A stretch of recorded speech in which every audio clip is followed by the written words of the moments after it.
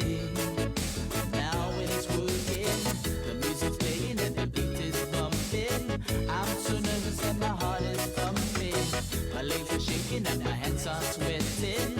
I wanna dance but I don't have a chance. You gotta be a man and put your foot down and go up to her and ask her to dance. And then you move your body, touch your body, feel your body, get your body, move your body, touch your body, feel your body, get your body. Just be a straight man, grab her by the hand, get her on the floor, she'll be walking out the door. Because you're feeling irate, stop shaking on your knees. You do not need a plan, just be a real man. If you're feeling her touching you, then you got it on. Touching her, you're feeling her and rubbing, pleasing her return. You got it on, drop a can, say you wanna.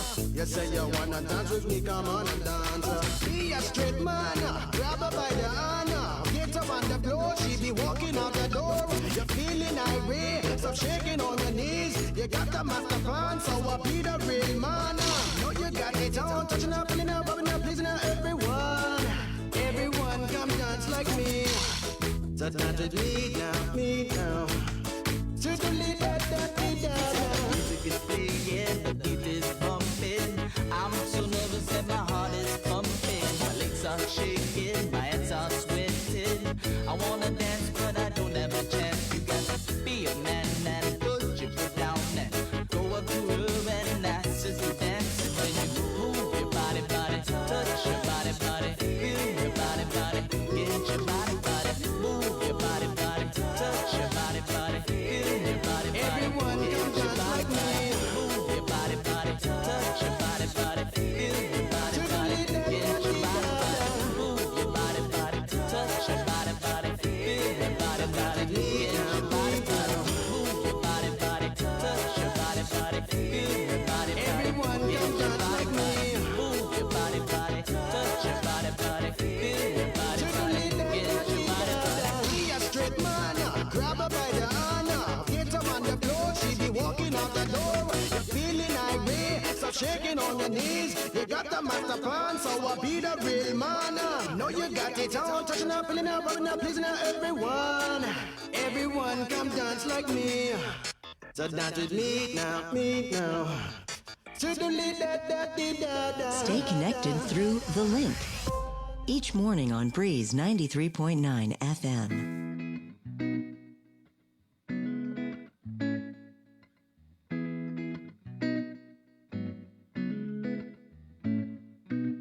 When we first met, so many things were new, and I didn't know how our life would go. You won my heart, and I had only known you for a little while.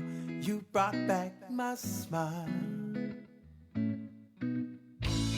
You brought back my smile. You washed all my tears. You showed me the love I'd longed for years. And I don't know how, but you brought back my smile.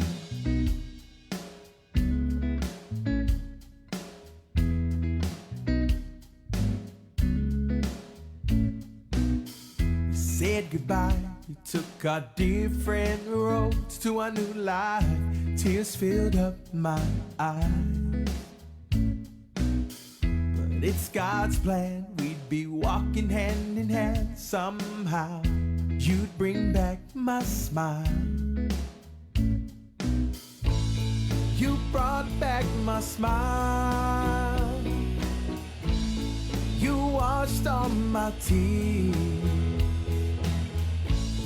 You showed me the love I'd longed for years. I don't know how, but you brought back my smile.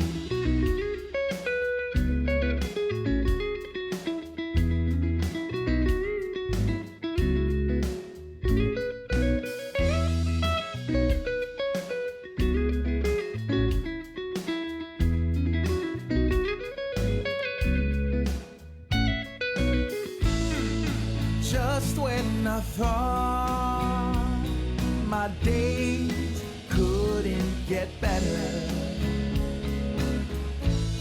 'cause I've got you back in my life.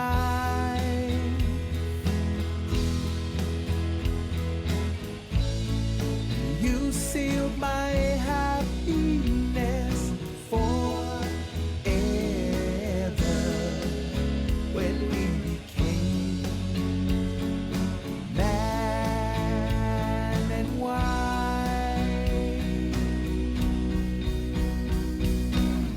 Now here we are, my childhood dreams come true, that I wear this ring from you. It's a symbol of what I feel in my heart right now, 'cause you brought back my smile. You brought back my smile, a smile so real. The whole world can see how you make me feel. Walking down the aisle, 'cause you brought back my smile.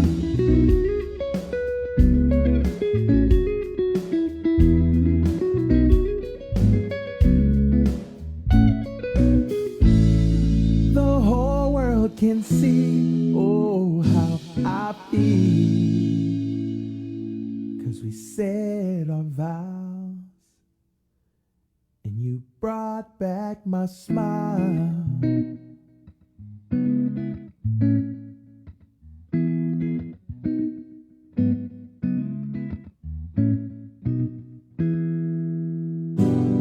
Holy Seven,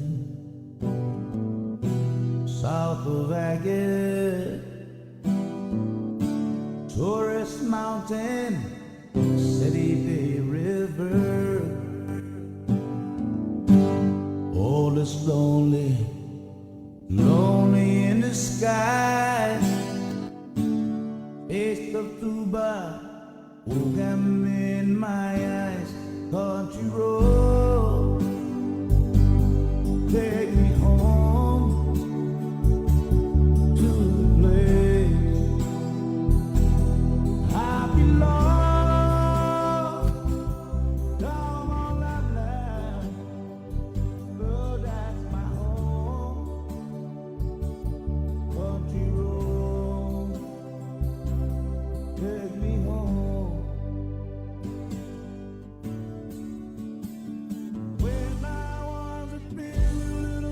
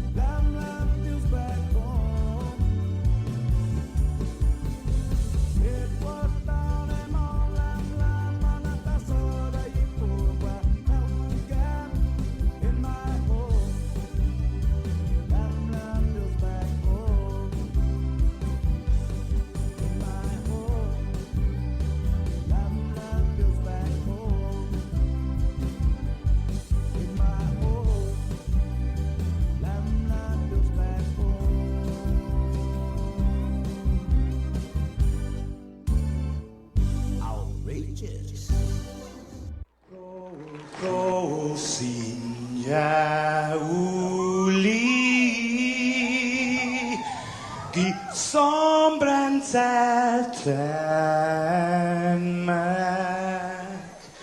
Ett så i dessa luder antes Dio niga Radzalden malak estrezas Durant in todo in memu A nogi distancia Gumugubugi palu Zangiman malak guafi Ikonum nasugi airi Prebatu la noci Nai banderata gaigi Pues Atan Fanny Bandera Kau esta pagua pumalalapa Gilo tanu man libri Tentamiti man ko badi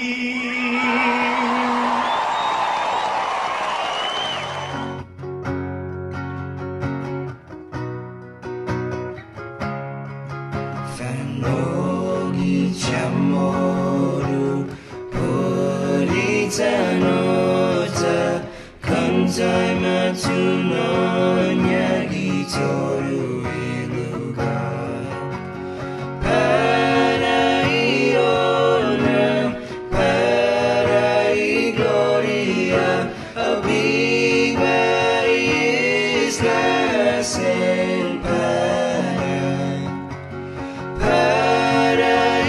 Paraiona, Parai gloria, Abiba isla selva.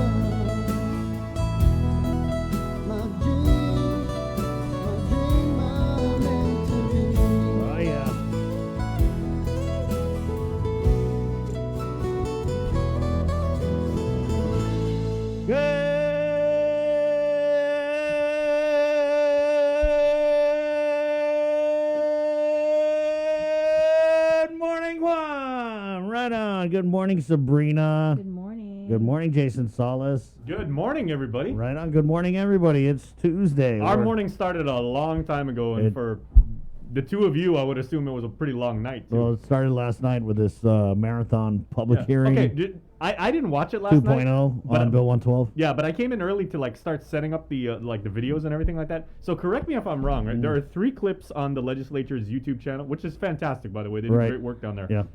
But I added up the total running time of all 3 of those clips, and it came out to in excess of 9 hours. Wow. Is that actually how long the public hearing was last night? Well, there's little recesses in between. Yeah. It was from 5 to 10:42. Wow. Yeah, it was part 2 of the public hearing process for this Bill 112-36, bill that has become very controversial and some would say polarizing the community. You got the doctors and healthcare professionals on one side of it, and well, what we did see was some people who felt they were victims of malpractice or their relatives were. They were testifying on the other side of it, and that was kind of the theme for yesterday's public hearing. Remember, the first public hearing was really heavy on the doctors, but last night we did see more varied testimony from different individuals. But it was hot. It was definitely hot, Bree. It was actually better than Black Widow. You Wow. watched Black Widow? What, did you watch Black Widow finally? You might have watched a little bit of it. Oh, okay. Okay, before we get really rolling, I have a funny story to share. Okay. Of course, going on right now in Colorado, right? In Denver, Mile High, where my dad went to college, right, is the All-Star game for Major League Baseball. Chris, you've always been a big baseball guy. I just got to say that over the weekend I ran into someone and they said, I really like it when you and Jason get into it because he's always going off on these tangents when you start the show. That's what we do. Here we go. We're going off on the Colorado Rockies. Okay. Bree's a big baseball fan too. I mean, we all are. Baseball, it's America's pastime, right? But so anyway. Oh, wow, Bree, I thought you were more of a basketball fan. The All-Star game is going on this week. Today is actually the home run derby.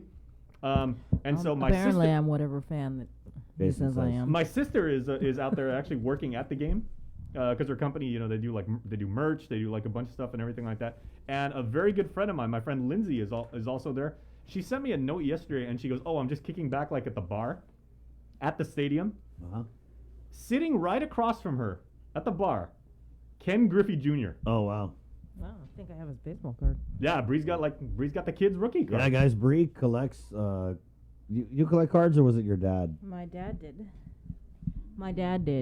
So. But with the number of cards you have and the specific cards you have and the condition they're in, you could basically send Joe Sir, myself, and Chris to college twice. Right. Yeah, every time she mentions the cards that she has, they're the big ones. There's a Michael Jordan card. You have that card, right? I have the rookie card and then the whole set.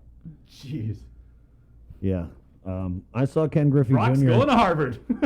play at Candlestick Park way back. I think he was with the Cincinnati Reds, and he was playing the San Francisco Giants. So nice. Sweetest swing I've ever seen in my life, Ken Griffey Jr. And it's still amazing how when he was a rookie, how he and his dad were on the same team and they hit back-to-back homers. That is so cute. Yeah, but sending love to my sister who's out there working at the game. She's really excited to get back to work. And then again, my friend Lindsay, a very dear friend of mine, she was sitting and right across the table was Ken Griffey Jr., Hall of Famer. Way to go. That's amazing. Jay, so your sister works in what? She works for a team, or does she work for... She works for a company that they do event management, and how say at a Super Bowl, right? You'll say if when it was the Seahawks versus the Broncos, they make 1,000 shirts to say Super Bowl champion Seahawks and 1,000 shirts to say Super Bowl champion. Yeah. So she's the marketing side of it. Yeah, so that one Super Bowl... That explains why we're all wearing our gear, right, Bree? Yeah. Yeah. Yeah, our Major League Baseball gear. Mm-hmm. Yeah. That's why you always see us, rocking all the starter hats from... It's because Jason's sister hooks it up. I'll get you guys some stuff. And the funny thing is, my sister is not a sports person. I'm the king of a guilt trip. No, she's not a sports person in the least, and she's worked 6 Super Bowls already. Yep. I mean, Joe Sir, you would look pretty good in some Major League Baseball gear. I'll get you guys some swag. She always sends me some really nice stuff. Just saying. It's 6:26. Thank you, Jay. Good morning. Good morning. How was your night, man? It was good. I mean, I knew this morning we would have like a lot of sound bites to cut and Oh, things to Lord. prep. And you guys, I mean, there are some very, very emotional and I would say compelling. I like it because it's like, we haven't had a public hearing like this in a while. I want to say since before COVID, right? You haven't seen a measure that has really struck a chord, I guess, is... Because kind of you an had people understatement. actually participating and testifying during COVID. It was kind of difficult because Right. they weren't, doing the Zooms. Correct. And Yeah. Let me go back do you and think there were in-person makes measures in COVID that really probably impacted a lot of people that I feel like some of the senators like squeezed through. Maybe even because the process wasn't really open to the public. So all you But could do is watch. Do you Yeah. think it makes watch it them fight amongst each other. I know, and all you could do is watch. I was like during the pandemic for a lot of what they were trying to do. Some of it I was like, God, are they really going to do this? Do you think No one's gonna emotionally? stop 'em? Do you think emotionally and visually, like as a viewer, it hits so much harder when you see people like down there in person, Totally, and thundering totally. away at the Of mic? course, yeah, yeah. And I mean, And yesterday's the people that did speak, and some of the sound bites we're going to hear from, Yeah. you got Dr. Nathaniel Berg, Dr. Tom Shea, right. Dr. There was that Vanessa attorney that Yeah. testified. I got Ed his Lear. clip, yeah. So Yeah, there's this I was attorney. wondering who he And, was testifying. and for. these Yeah. are obviously these are physicians and attorneys and very, very smart people, and well versed in the art of presenting and making an argument and everything like that, and very, very emotional speakers too. Yeah. Well, there were also some very emotional people that who weren't lost, doctors. Yeah, that lost loved ones. Yeah. And that's what I want to see, because in talking about this, I mean, there are some doctors who, I mean, even though they oppose the bill, will readily admit during the testimony that they think that, yeah, there should be something done at the very least to address the high cost of the arbitration process, which is all people have. And we've heard throughout this public hearing and just from various people that we've even had on this very show that when they find out how much it costs to bring a complaint forward through the arbitration process, they say, okay, never mind, I can't afford it. You know what I mean? And so we don't have an accurate read on even the number of complaints that have been filed. We're not talking about cases that have been run through arbitration and been adjudicated or whatever. So we're kind of flying blind here. So the only real way to measure is to see, I mean, and it's unfortunate that it's one of the only metrics that we have, but to see who comes out to testify and hear these stories that we would never normally hear, because like we heard from Attorney John Bell, he did this whole testimony on workman's comp, but he's an attorney, and he had said that, yeah, when people come to him, he's trying to handle cases. When they find out how much it costs, they say, okay, never mind. And so this public hearing process is really one of the only places where we can listen to these voices of these people. And I really appreciate them for coming forward so that we could kind of see what's happening. Yeah.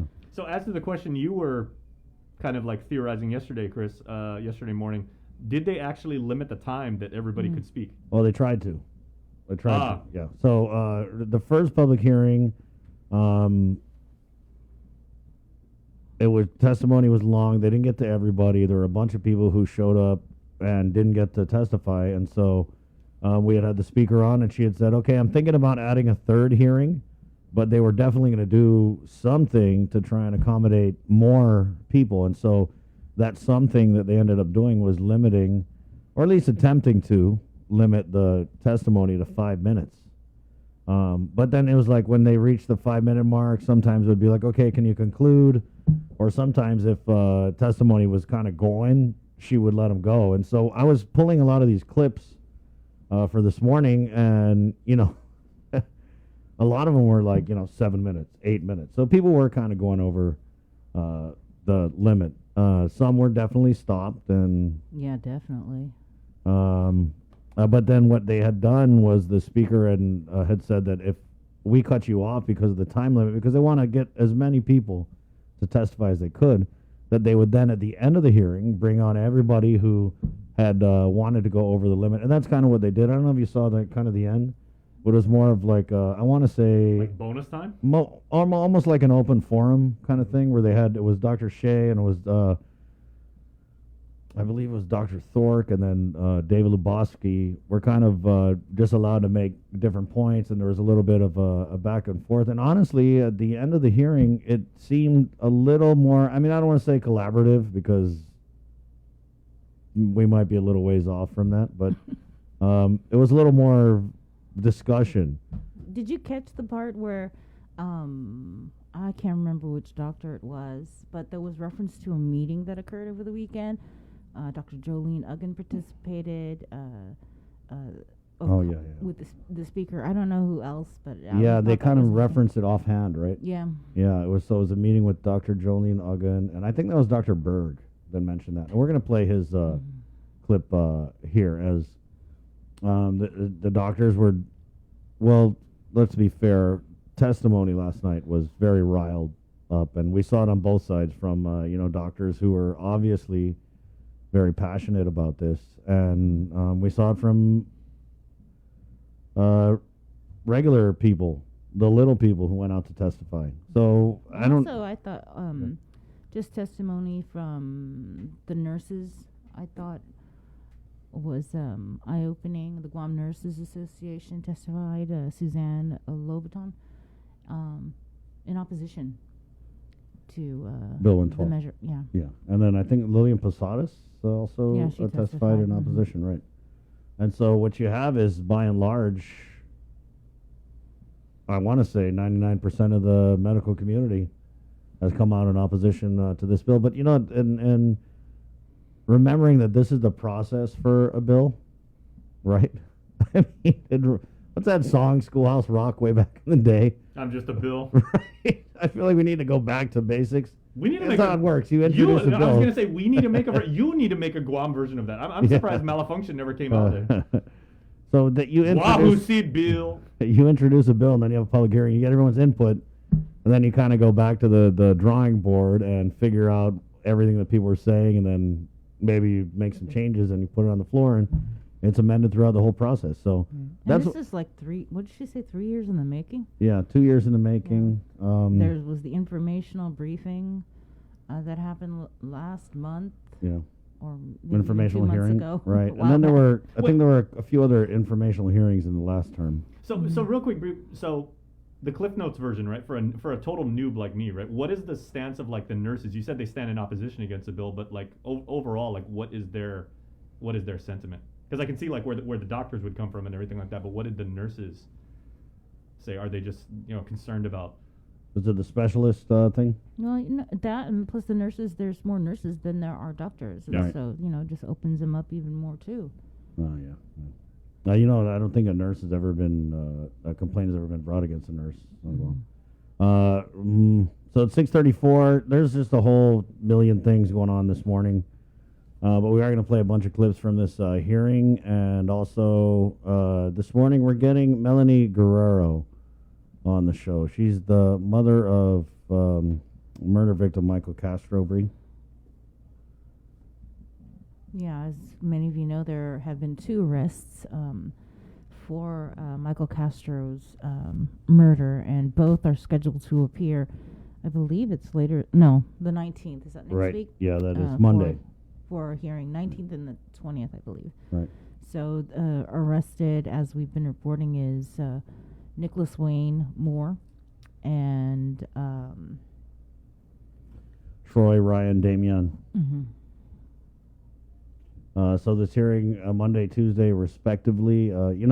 Honestly, we've been trying to get Michael's mom on because she came on. If I want to go back, and if you match it up to the magistrate's documents that have been released in this case, it's very unfortunate that I want to say she came on this show after her son was allegedly murdered. Right, I'm going to go back and check the date, but I know that she was coming on in November.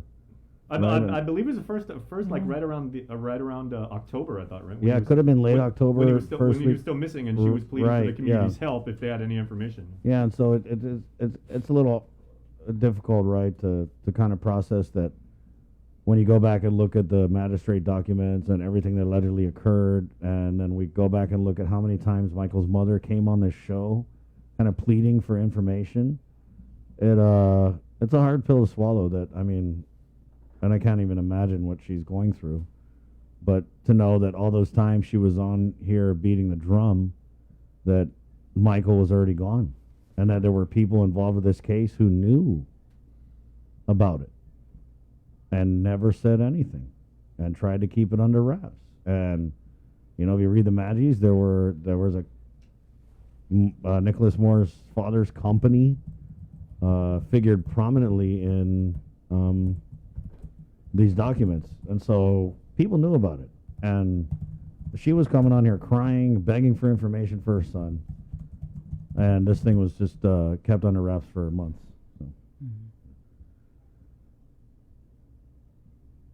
So. It's 6:37. Let's go ahead and get into the news because, again, and also Chima Mbakwe, the Chief Public Health Officer, coming on. I had to put in a call. I had to call the Public Health Hotline last night. Thank you, Director Art St. Augustine, for really just making a lot of these people available for you, the audience, on the link. But there were 23 positive cases of the coronavirus reported last night. We also have about 5 people hospitalized. And so anytime we see a spike in the numbers, and this is the highest number of positives we've had it's been a bit. It's not been up to 20 in some time. Right. So we're going to get Chima Mbakwe and kind of go through, is it a cluster? Should we be alarmed? Are we sending off more samples?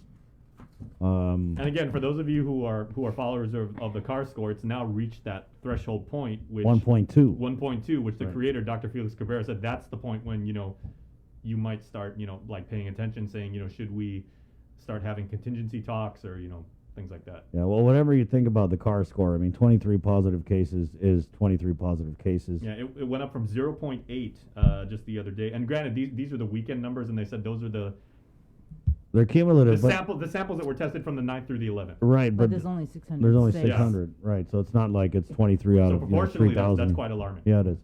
So we're getting Chima on to talk about that, and then GVB. We got to text Uncle Carl to remind him. Yeah. Sorry, they're coming on because I think they're getting another flight of. Dude, there's tourists here. Have you been down to Timon? I haven't seen. I have, but I didn't see any. I didn't. Yeah.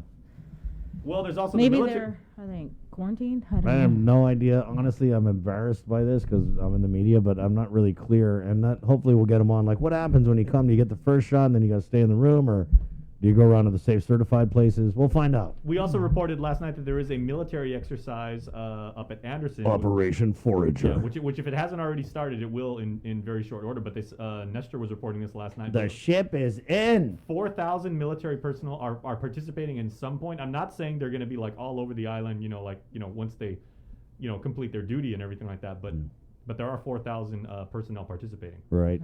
And this is kind of in line with what we had heard about troops from Fort Lewis, McChord coming to Guam. And so we got the official answer yesterday.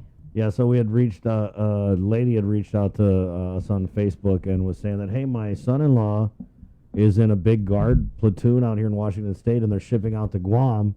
And, of course, Bree over here being the grizzled veteran journalist said, why don't you ask them if it's got something to do with the Afghans? And so I did, and the lady didn't really know, and so they're coming out here. But that doesn't mean it doesn't have anything to do with the Afghans, right?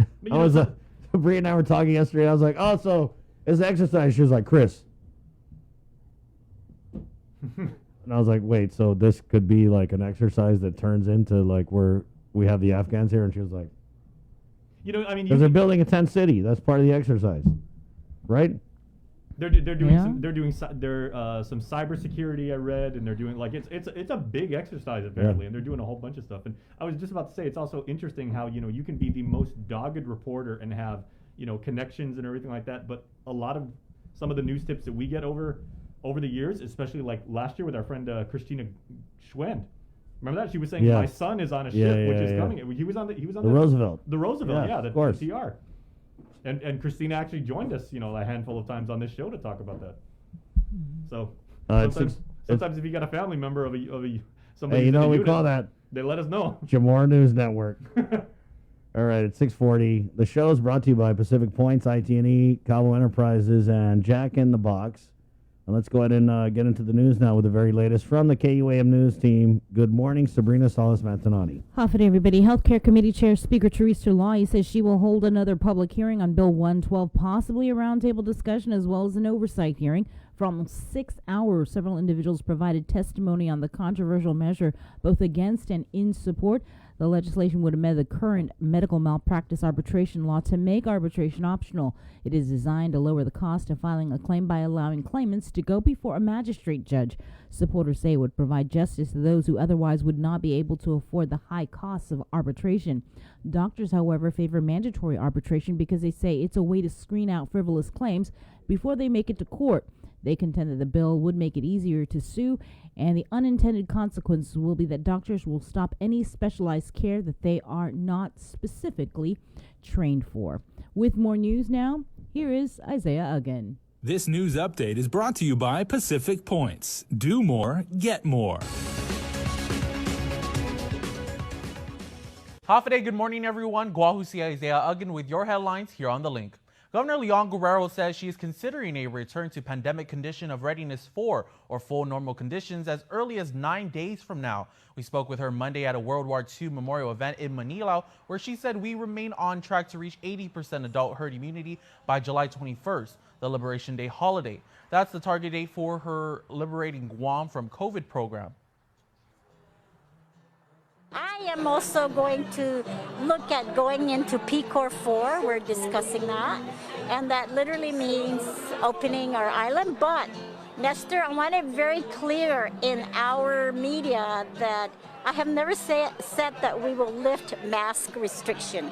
I think mask is what's preventing us. Masks and washing of your hands. And, you know, like here you saw how they cleaned the podium and made sure that everything is sanitized before the next speaker. Just awareness like that.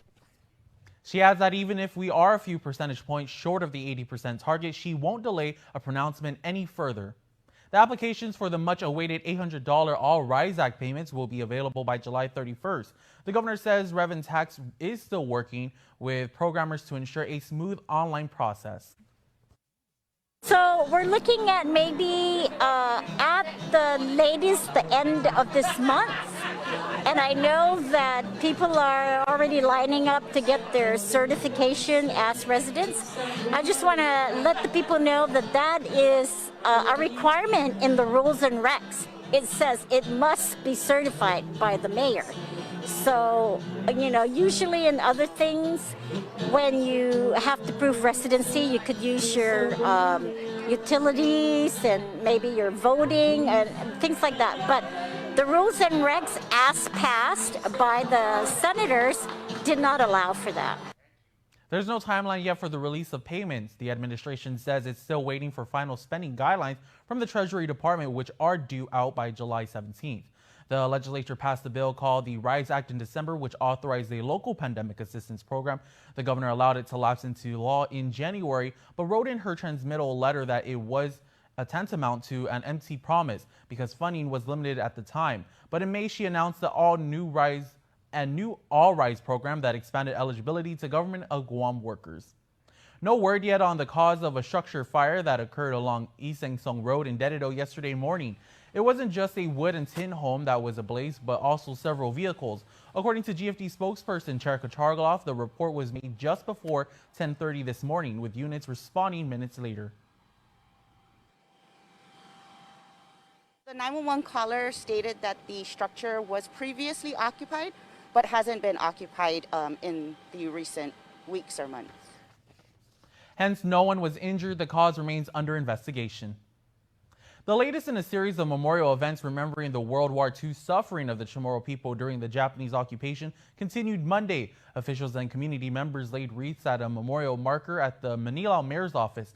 In his remarks, Mayor Alan Agata noted that thousands of Chamorros passed through the village in a forced march to Menangun. He said many from Manila were beaten, tortured, and killed by the occupying forces. The memorial tour of significant wartime sites will culminate with the commemoration of the island's 77th Liberation Day anniversary on July 21st. That's it for now. We'll see you tonight for KUAM News Primetime. This news update is brought to you by Pacific Points. Do more, get more.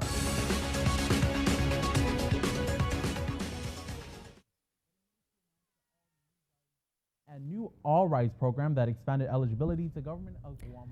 Guam, in the meantime, recorded 23 new COVID-19 cases out of 606 samples tested from July 9th through the 11th.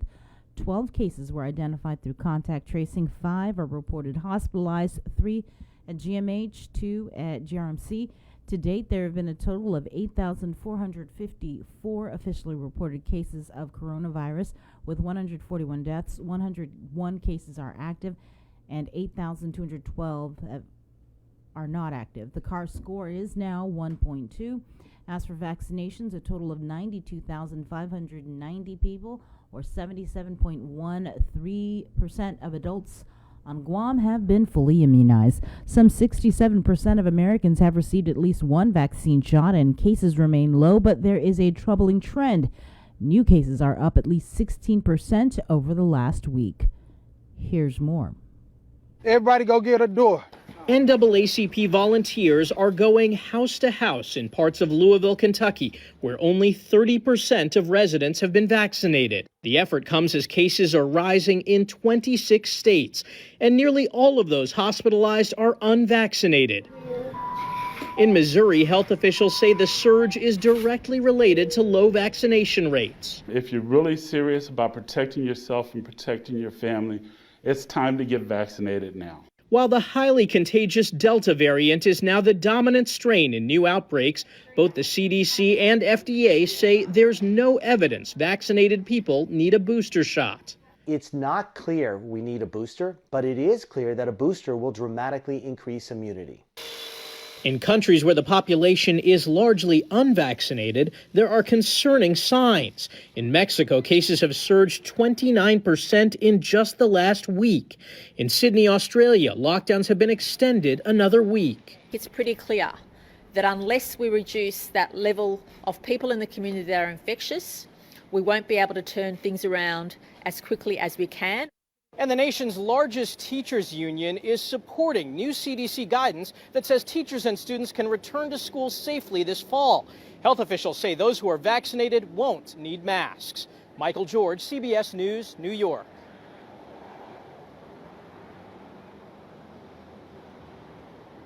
Won't need masks. Michael George, CBS News, New York.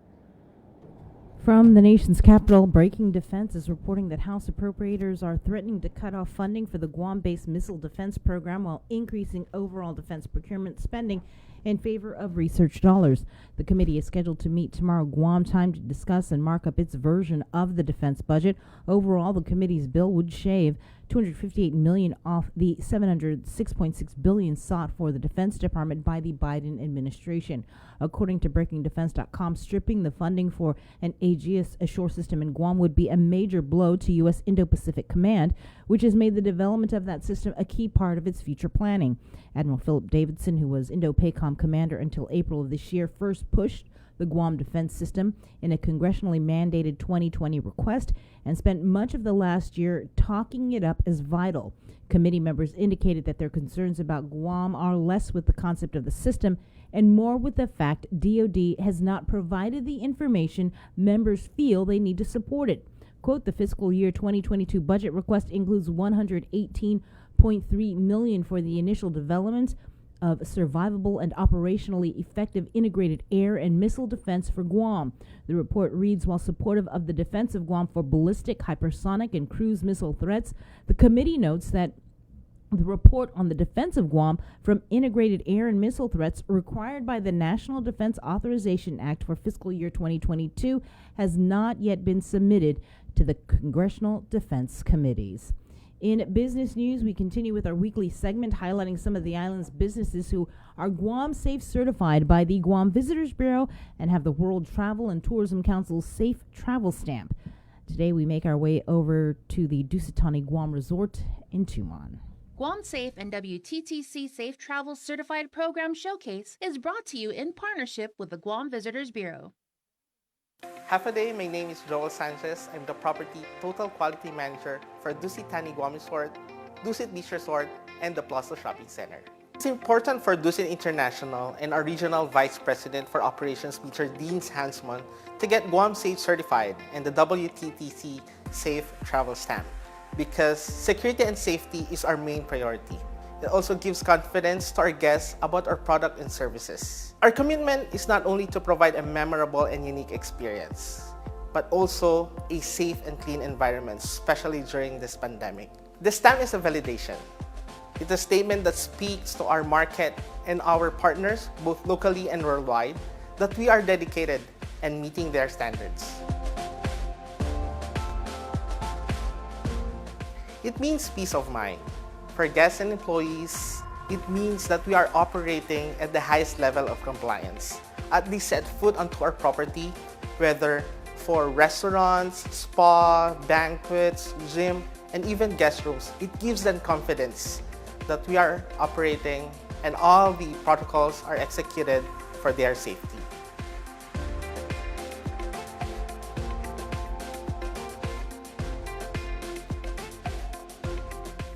Each protocols that we have identified are carefully put together by our management team.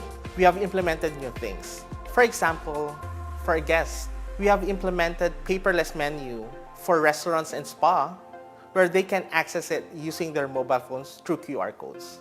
For employees, training is one of our priority. We don't want to take it for granted that as we call them back to work, they still know everything. We want to make sure they are well trained. That's why we have implemented online training through mobile app and through website. They can just use their mobile phone and be trained, such as return to work training, COVID-19 training, and the safe travel training. With this, we can ensure that all our staff are well trained, especially during this time.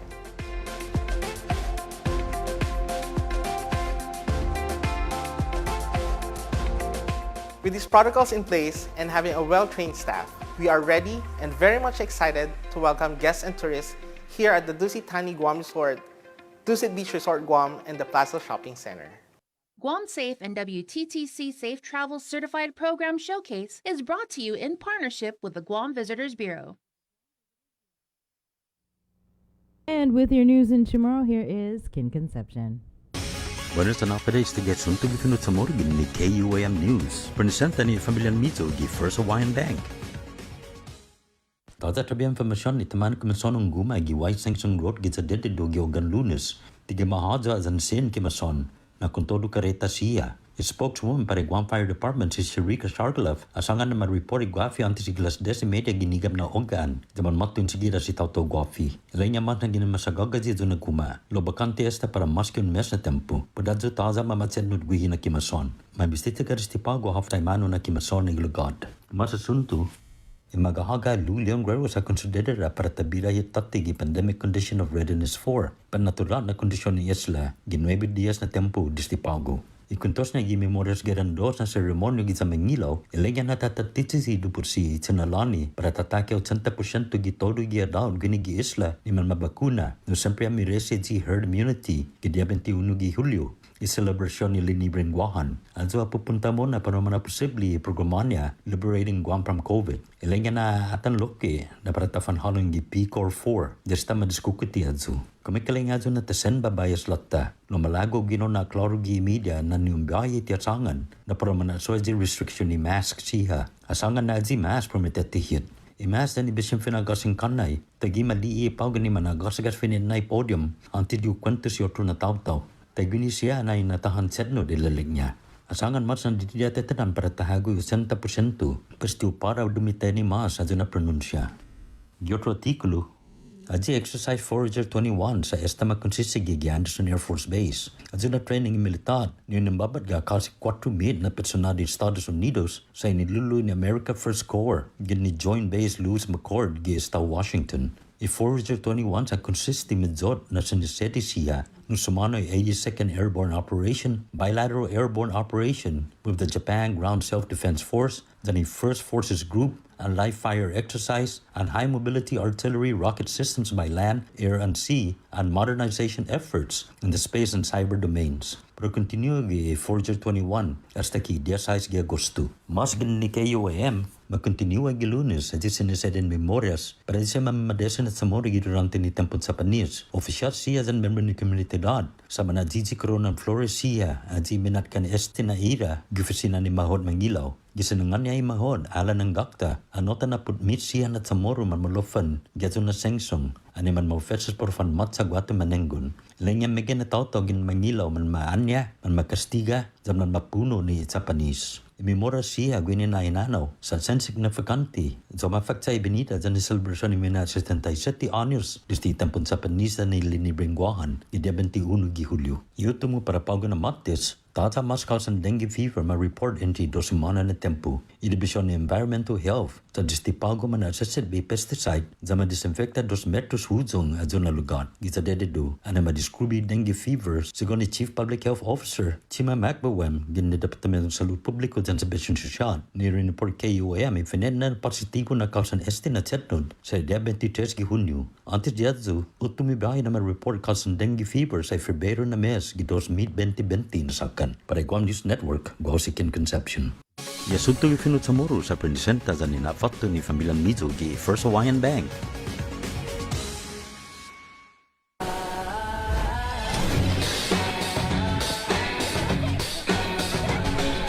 Make sure you're connected. The writing's on the wall. 'Cause if your mind's neglected, stumble you might fall. Connection is a human necessity, one we need today more than ever. And with the new First Hawaiian Bank mobile app, you can stay just as connected to your finances. And it all starts with yes. KUAM Digital presents a series highlighting the wide array of talents on our island. Whether they're a standout gamer, extreme athlete, performer, or have a unique skill to show off, we're showcasing them every month on Wow Factor. Brought to you by Mountain Dew. Do the do. Get yourself all caught up with the week's games, scores, and highlights with the KUAM Sports Weekend Roundup on KUAM News Weekend Edition. It's all-inclusive, all the fun and all the action wrapped up in the perfect presentation. Relive the moments on the KUAM Sports Weekend Roundup, brought to you by Gatorade. Greatness starts with G. Get through the work week with a special office party from Uno Go and participating restaurants. Every week, we're delivering lunch from a local dining partner to one lucky office for up to 15 people. For a chance to win, all you have to do is 1. Register as a user on the Uno Go app or website. Existing registered users may be entered as well. 2. Follow us on Instagram or Facebook. And 3. Send us a message with your name, contact email, and phone number, your office, and its location. We'll draw a winner every Friday on the link on Breeze 93.9 FM on KUAM TV 11 and streaming on Facebook Live, and coordinate the day of your choice for lunch to be delivered the following week. We'll also feature your office celebration on KUAM News every Friday. Put smiles on your co-workers' faces and enter today. Open to Guam residents only. Conditions apply. See the Uno Go Guam Facebook page for details. Thanks to our participating restaurants, Beach and Shrimp, Lone Star, Jamaican Grill, Ajisen, Sing's Cafe, Pika's, and the Sheraton Laguna Guam Resort. A new musical competition series from NBC focusing on original music is in the works, and they're looking for contestants. American Song Contest is modeled after the hit European phenomenon Eurovision, which has produced some of the most talented performers the world has ever known. The show's looking for individuals and bands from all types of music to find and act in every state and territory, including representatives from Guam and the CNMI. Go online to AmericanSongSubmissions.com to enter and submit your original song submissions now. Must be 16 years or older, and groups cannot exceed 6 people. Additional conditions apply. So apply today and get ready to rep our island on the national stage. American Song Contest debuts next spring on NBC. The Culture Club returns to KUAM Digital and KUAM News Weekend Edition, highlighting Guam's young artists, activists, and crafters as they work to protect, preserve, and promote our Chamorro culture. Watch this weekly feature on the digital platforms of KUAM News Weekend Edition, brought to you by Hanum. Do you feel like you're missing out on something? Make life more rewarding with Pacific Points. Earn and redeem points for bill rebates and free load at IT&E, discounts on fuel at Shell, vouchers at Foodies, and United Mileage Plus miles. You can even pay with Pacific Points at IT&E, Shell, and Foodies. Pacific Points. Do more, get more. Uno Mixed. We're mixing it up on the last Thursday of every month with a look at lifestyle, entertainment, food, and so much more on the stations, networks, and digital platforms of KUAM Communications. Uno Mixed is presented to you by Docomo Pacific, Better Together, and Pepsi. GU Self-Storage, conveniently located near the Harmon McDonald's. We offer affordable rates, online payments, and auto bill pay for your convenience. Plus gate access daily from 6 a.m. to 9 p.m. Call us today at 648-7867 for more information. The relationship between Guam and Manila, Philippines is undeniable as we share similar cultural traditions, history, and heritage. With generations of Filipinos calling Guam home, KUAM presents a monthly look at the capital city, featuring in-depth and engaging interviews on everything from medical tourism to new business and government leaders. Veteran newscaster Nestor Lecanto delivers Beyond Our Borders. This special program is brought to you by KFC.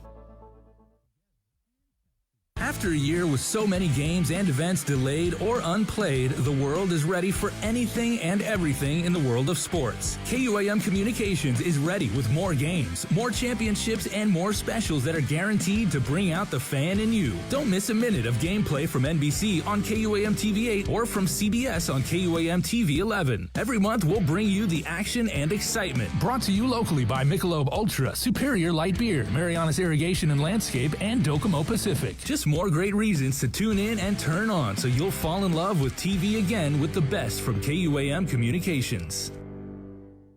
KUAM's multi-platform morning show, The Link, just got a little more delicious with Feed Me Fridays. Chris, Sabrina, Jason, and the rest of the morning crew will take some time off each Friday to talk, taste, and tempt you with all the latest and greatest food and drinks on Guam. Old faves, new hits, and everything else we can put in our bellies. It's Feed Me Fridays on The Link, brought to you by King's Restaurants, Ruby Tuesday Guam, and Devondale. The world of television is more exciting than ever. Don't miss a minute of special presentations from NBC on KUAM TV 8 or from CBS on KUAM TV 11. Every month, we'll bring you the fun and excitement of award shows and red carpet moments, special series presentations, and other great network programs. Brought to you locally by King's Restaurant, Ruby Tuesday Guam, Bud Light Seltzer, and Docomo Pacific, giving you more reasons to tune in and turn on. Fall in love with TV again with the best from KUAM Communications. I decided to get vaccinated because just thinking about all the lives lost from COVID and everyone on island that contracted the illness, I realized that I need to do my part, not just to protect myself, but our community. And I also realized we're still not out of the woods with variants that are out there. I want to be safe, and I want to keep my family safe. I'm Tyler Matinani, and I'm a proud member of the vaccination. Join the vaccination. Scan and plan. For more information, go to KUAM.com. Brought to you by American Medical Center, your partner in healthcare. Looking for TV schedules, upcoming sports, or special presentations, or what you may have missed over the busy week you had? Well, look no further than KUAM Digital Digest. This weekly emailed newsletter puts all kinds of information in the hands of subscribers each and every week. Just subscribe and we will make sure you keep up with your favorites and stay informed and entertained throughout it all. Go to KUAM.com, click on the newsletter tab, give us your email address, and you are all set. Brought to you in digital partnership with King's Restaurant and Ruby Tuesday Guam. It's the KUAM Digital Digest, your weekly guide to the latest information and best entertainment on the stations and platforms of KUAM.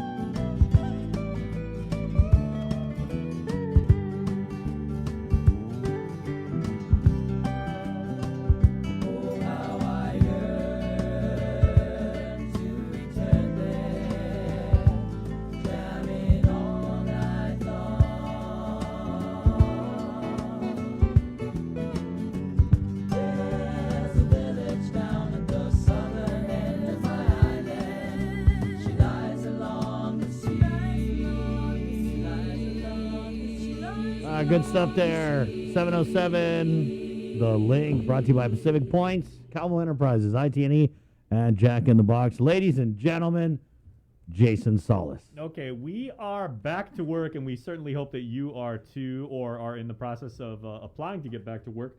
But for those of you who are spending time in the office, our friends at Uno Go got a real special thing for you guys. Starting this week, you can get through the work week.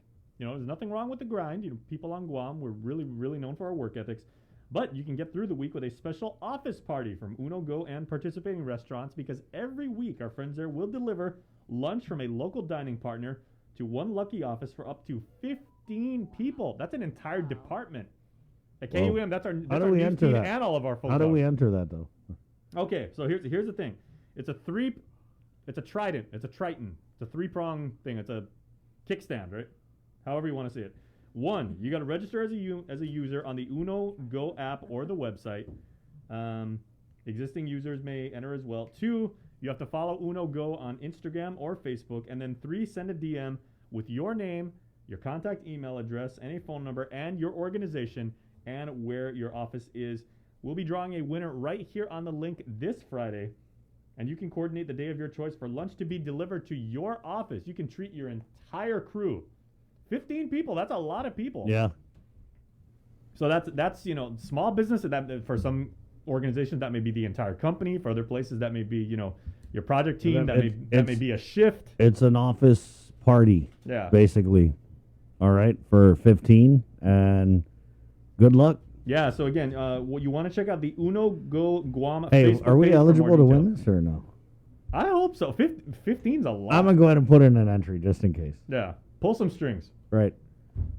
There you go. Thank you to our friends at Uno Go for jumping on the link. And then Friday, we'll let you know who the first winner is. There you go. Tomorrow, we're going to let you know who the Week 5 winner is of the Vax to Win promotion. So 2 more weeks. Right. And then the big finale comes on next week during Liberation Week. Yeah. And actually, next Wednesday is Liberation Day. Right? That's right. Yeah. And then the governor had said something about we may be going into PCOR 4. Whoa, there's a PCOR 4? There's a PCOR 4, guys.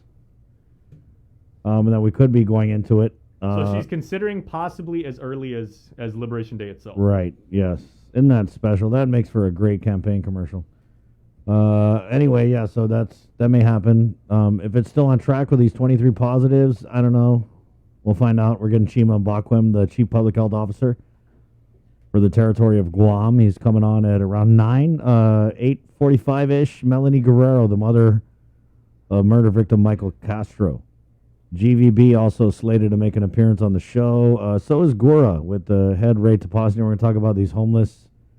It's like a Section 8 homeless voucher program that I think they had talked about at the end of June, but funding wasn't going to be available until July 1st. So we'll kind of hop on and figure that out with Ray. In the meantime, there was, I don't know if you guys have heard, there was a little public hearing last night. Good morning, by the way, to our Facebook Live viewers. Remember, we jump on KUAM TV at 8. I want to say hi to Elizabeth Agagi, who watches religiously every morning from Eva Beach, Hawaii. She's just always watching. Thank you so much. And people were pointing out, because I asked last time, I was like, is Eva Beach on the windward side or the leeward side? And it was actually Bobby Kanata, whose brother, Matthew Kanata, is now home and safe after spending 221 days at GMH with COVID. But and she has been out because, of course, she is probably more well-known as GW's 14-time girls volleyball champion coach. Yeah. And, Bobby's a longtime educator over at GW. Right. And she said because she's been out to Hawaii many, many times for volleyball tournaments, it's on the leeward side. Thank you. K. Terry Stephen, Hoffaday Guam from Ironwood, Dedido. Mama nice. Bear, Debbie Davis, all the way from Kentucky. Good morning. You should watch the way you pronounce that. Rosemary Laguatnia comments in here. Roberto Fracassini, good morning.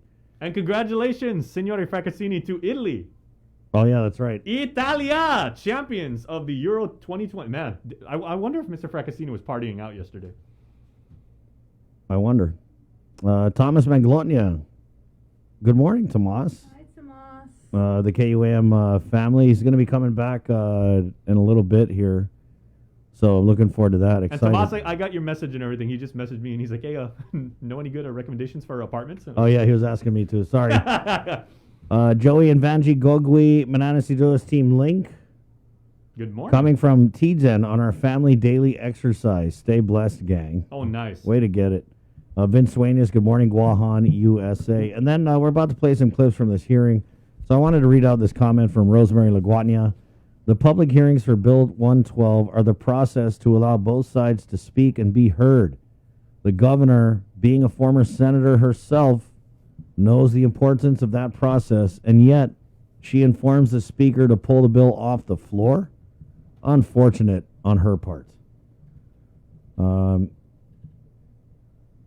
Yes, and then she also comments, PCOR 4 is based on reaching herd immunity, I believe.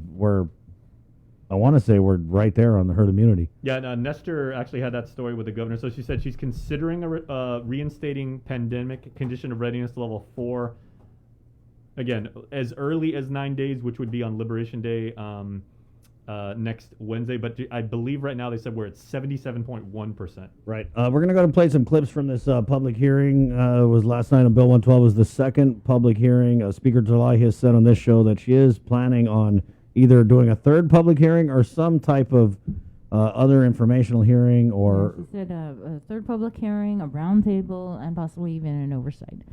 That's what she concluded the meeting with last night. Okay, so there you go, 7:14. We do have a bunch of clips here, and I think we're going to go ahead and start with Dr. Tom Shea, who has been a very vocal critic of Bill 116, and we jump into his first... I mean, he was all over the public hearing last night, but this is his first piece of testimony from the public hearing last night on Bill 112.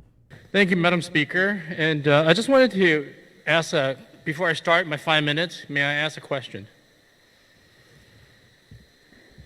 Yeah, can I clarify, why did the last hearing other speakers have more than 5 minutes? I wasn't as strict as at the last hearing as I am being tonight, because there were many complaints, including from you, about the length of the hearing. So we are trying to accommodate everyone tonight as much as we can. So please proceed, Dr. Shea. All right, Madam Speaker. I'm the board certified OBGYN, and I completed my residency at Kapilani. I'm a veteran, and I'm also an assistant clinical faculty at the Department of OBGYN at Kapilani Medical Center for Women and Children. I'm also the admission interviewer for University of Hawaii, John A. Burns School of Medicine. I've been on Guam next month, making 25 years. I want to give a little historical perspective. I came to Guam with the U.S. Navy on active duty orders, and I spent 4 years on active duty on Guam, and then I got a call from Dr. Perez. This is Dr. Perez. I want to make sure I hold up his picture. 21 years ago, Dr. Perez was the one to tell me to stay on Guam, and he explained to me the Mandatory Arbitration Act today, and that's why I'm here. Now, giving another historical perspective, Dr. Stadler also was a big supporter. Both Dr. Stadler and Dr. Chris Perez, if they were alive today, they would be here opposing this bill 11236.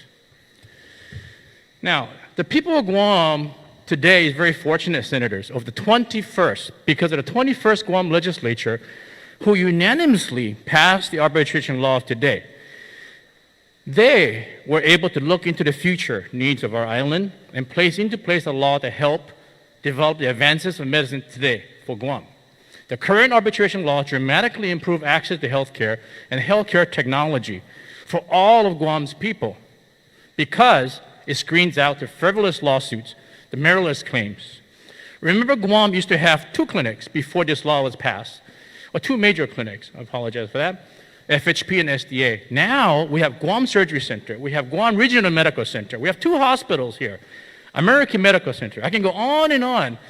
There's over 40 new clinics that developed after the passage of this arbitration law.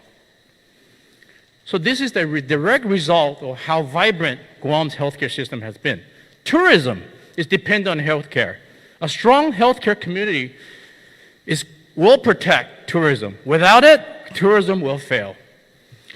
Now, slide number 1, please.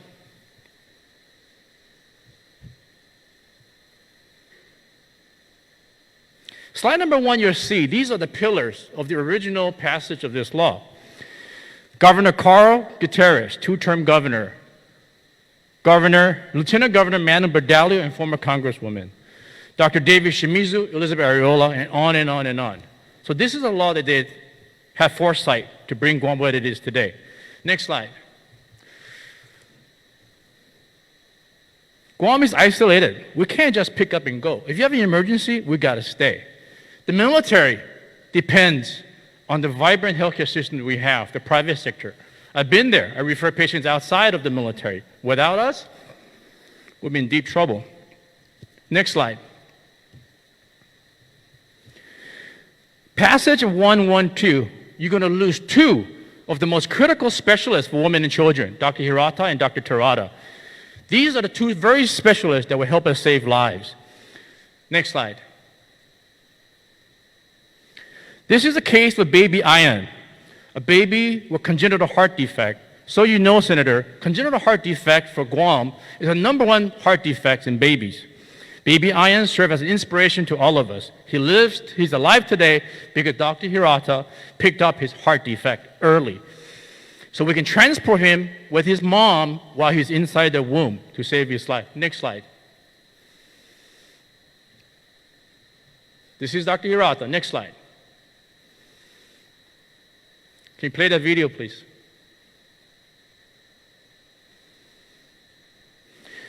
Now, this video you see baby Ian. This is an incredible kid that endured heart surgery and can still be on his feet a day after his open heart surgery. We call him Sumo because he's big and strong. Look at him. I mean, the day after his open heart surgery, he's up and walking step by step, enduring the pain of a large scar in the middle of his chest. He championed every single step the day after surgery. This would not have happened. Ian would have been dead today if it was not for our specialists coming in. So passage of 112, you're going to stop us from saving lives. These are the future generations of children that you see above us. So I ask you, senators, women and children are the most vulnerable population. These are the future generation. Passage 112 is going to cause them more harm than you expect. Next slide. He's vibrant. He's running around today. Next slide. Twins. This is baby Mia and Leah. Mommy Newman. By the way, Speaker, Dr. Hirata can't be here today, so he yielded his 5 minutes to me. Pardon? He's on the second panel. No, please conclude. All right. Now, Mommy Newman was fortunate enough to see our specialist who detected twin-twin transfusion syndrome on Guam. That is so difficult to save a twin baby who's doing well. If it weren't for Dr. Hirata coming in, the twins would have died and put the mom's life at jeopardy. But she's alive today with the two twins. Next slide. Please conclude. Doctor, your time is up. I'm going to give me 1 minute, I'll be done. Please. Next Doctor, slide. your time is up. Madam Speaker, Dr. Hirata is on the panel today. If you check the list, he's on the second panel. I'm here representing him. And he has yielded his 5 minutes to me to speak. We're not doing that. That's not what we're doing tonight. So. Excuse me? We're not doing that. We're not yielding time to another person on the panel. So. No, Madam Speaker, I think that's inappropriate. Dr. Shea, You asked us, listen, Dr. Shea, you asked us to go ahead and I informed you earlier, with all due respect, that if you would like to exceed the 5 minutes, we are more than happy to listen to you, but we would just ask you to yield, and we will hear you at the end. We will hear anyone who wants to go any longer, please. Please, we're done. Thank you. Dr. Taitano, you are next. That was Dr. Tom Shea there with his testimony in opposition of Bill 112. And let's go ahead and play this testimony also in opposition of 112 from Dr. Nathaniel Berg. Do anything. We're saying this isn't the solution, but you attack us. Who says you should listen? If I was a doctor, not a surgeon, patient comes to me with a very complex case, and I have next to me my fellow who has very little training in this arena, and we go and see the doctor, and me, the non-surgeon, says, I think the patient goes to the operating room. And a surgeon comes to me and says, Dr. Berg, stop. And I say, but I want to help the patient. And he says, stop. You don't know what you're doing. And I keep going. You'd say, have you lost your mind? I say, no, I made up my mind. This is what we're going to do. The chief of surgery tells me I'm wrong. I don't care. The nurse comes over and I say, I knew you were going to say that. You all say, that's ridiculous. Don't do that. Listen. Now, can you please open up my slides?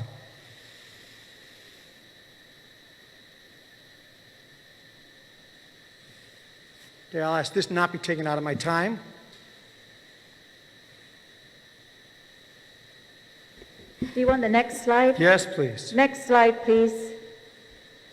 Lillian Posadas, a highly respected nurse who happens to be the administrator at Guam Hospital, tells you this is very dangerous, says we have a very fragile healthcare system, said don't do it. The woman sitting next to her, Jolene Uggan, tells you no, Lillian's wrong. It's extremely fragile, so fragile we had to call in the Army to help us. That didn't happen in Hawaii. Call in the Army. Next, please. Who told you? Chair of GBME, me, who's asked you for funding and to let us autonomously hire investigators. You don't even show up at our meetings. You don't listen to me, because you don't like me. President of the Guam Medical Association, you don't like him, you don't listen to him. He tells you this is very dangerous. President of Guam Medical Society, you heard Dr. John Tite, who has 40 years experience, telling you this is wrong. All 4 major insurance providers. I've never seen a letter signed by all 4 major insurance providers. You didn't even allow Dave Silva to speak. You all know who Dave Silva is. She didn't let him speak at the hearing. Administrator GMH, you already said, no, I don't care. CEO of GRMC, Colonel Mike Cruz, you've devoted your life here. Doesn't matter. By the way, I've been here 26 years, so I beat Dr. Shea by 1 year. Chief Justice Supreme Court of Guam, he's the most highly respected juror on this island. You said, I knew he was going to say that. That's unbelievably disrespectful. Get yourself all caught up with the week's games, scores, and highlights with the as a governor, and you don't even respond. Next, please. You're not listening to these people. This is what the Chief Justice of the Supreme Court, are you saying you impeach him, pull him out? He says you're wrong. Next slide.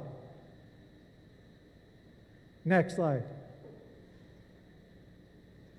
What does he say? I can't even read it. What he said is, you're wrong, we can't do it in the courts. You said it won't cost anybody anything. He's saying you're wrong, we can't do it. Next slide. Can't even read it.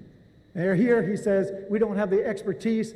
It's too difficult for us to be doing this, and it's going to take a long time. I knew you were going to say that. Listen to him. You should have met with him in advance if you knew he was going to say that. Next. Just like you should have met with me and Tom Shea and everybody else. Here he says it's not the solution. Okay? Keep going, please. Next slide. Finally, he says, you got the wrong thing, but if you want solutions, they're there. We are offering solutions. And at the end of this, I'll give you a solution. You were offered a solution over the weekend by Jolene Uggan, Erica Alford, a bunch of physicians came and gave you a solution. You didn't even mention it. Next. Here's the court case that you know of. David Lebowski is suing the SDA clinic a year ago, took it to trial. And what did the judge say? He said it's not organic, it's too expensive, etc. Next, please.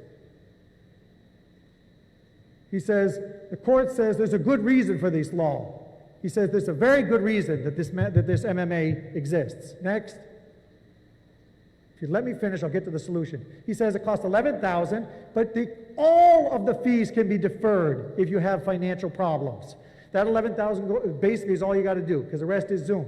He says, and by the way, you're suing the SDA clinic, a nonprofit organization. Are you going to tell me it's not critical to the society? They'll go bankrupt. Mr. Lebowski and Robert Keogh, and I'm sure Mr. Lebowski is going to attack me all over media, says it's $11 million. He can't afford the $11,000 arbitration fees. $11 million. Next. I'm getting to the solutions here. And then the judge says denied. It's all good. Next. Here is the solution. Okay. Here is the solution. 1, mandate the doctor and patient meet. Many of these things can be solved at the lowest level. I've seen it happen, where they meet and they talk, and the doctor gets a chance to explain what happened. Bad things happen, doctors need to meet, patients need to meet. Number 2, if that doesn't work, you do mandatory mediation and nafamaulik. It's part of this society. What you're doing, dividing society, is exactly what we don't want. We want a nafamaulik, where we can have people come together and arrive at the lowest possible solution. If that doesn't work, you go to binding arbitration. You must meet, arbitrators are not a panel of doctor, one judge, and a third person that people agree upon. Next, we need appropriations to help us fund the people who can't afford to do this. That's my presentation. Thank you, Dr. Berg. All right, that was Dr. Nathaniel Berg in his testimony. And Bree, we're going to go ahead and play this testimony. Since we played 2 in opposition to Bill 112, we'll play 2 in favor of it. This testimony in favor of Bill 112 coming from local veterinarian Dr. Vanessa Oshiro. For the record, my name is Dr. Vanessa Oshiro, and I am the owner-operator of Mariana's Vet Care in Barrigada, Guam. I'm here today to support Bill 11236 in honor of my sister, Karina Oshiro, who passed away in June 2007 of endometrial cancer. My sister came back home to work in the community several years before I did in 2010, and it was her mission to see me do the same. She was a tireless advocate of her autistic students and was so inspiring to her colleagues that the Karainu Project is in part named after her. Unfortunately, though my sister cared deeply for all those she loved, she overlooked her own health and was diagnosed with advanced uterine cancer only 6 months before she passed. I know she was taken aback by the diagnosis, but it didn't keep her from being relentlessly optimistic, as was her nature. It's what everyone loved about her and what we all feared to lose, even if she never did. She had a strong will rooted in a goodness she believed in, and she relied on that. So it was that she came to be under the care of a cancer specialist and surgeon at Kapiolani Hospital for Women and Children on Oahu. As God would have it, I happened to be working in Hawaii on Oahu also at the time of her referral. By the time Karina arrived at my residence, just a month after her diagnosis on Guam, she was in dire straits.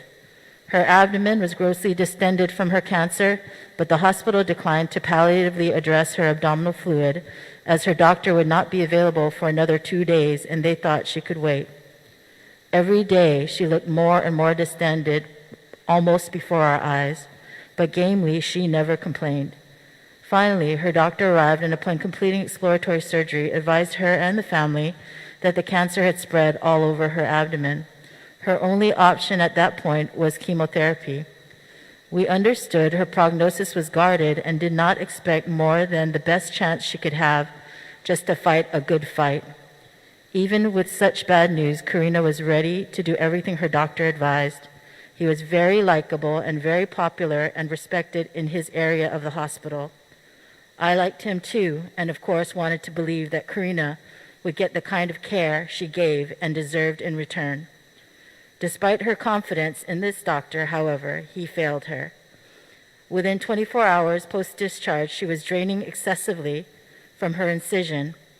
We called his office repeatedly and were repeatedly advised to care for the wound at home until the unmistakable odor of dying flesh finally got us a recheck almost a week later. At that point, when he saw the state of her abdomen and her incision, he seemed to panic and used his finger to rip up her staples. I heard her gasp for the first time. Because of the delay in post-operative follow-up, my sister developed a severe infection within her abdomen that required an additional month in hospital to treat and another month at home, and which delayed her chemotherapy for that entire time. Though Karina continued to have faith in the Kapiolani team led by that doctor, I could only muster my own for her sake. They were all she had. Ultimately, it was Karina's wound care nurse who helped the family make peace of the situation. We were careful not to upset Karina, but otherwise were clearly upset with her physician ourselves, and that was not lost on this nurse. Because malpractice lawsuits can more readily be pursued stateside, including in Hawaii, the hospital administration had a program whereby any parties who might otherwise sue were given the opportunity to bring their issue directly before the doctor involved. Thus, I was able to express for my sister and on behalf of those who loved her what she could not. To his credit, her doctor listened to all I had to say for a while. I was satisfied that he would try to do better, and not just for my sister. With hindsight, and in light of the current debate over Bill 11236, I have to wonder if without at least the potential for a malpractice lawsuit with merit, my sister's doctor would have stopped long enough to truly consider our perspective advocating for her as a patient. Thus, because Bill 112 aims to more equitably allow pursuit of reasonable malpractice claims here on Guam, I support it. From our experience, I believe a higher standard of more compassionate care will be the result. Thank you.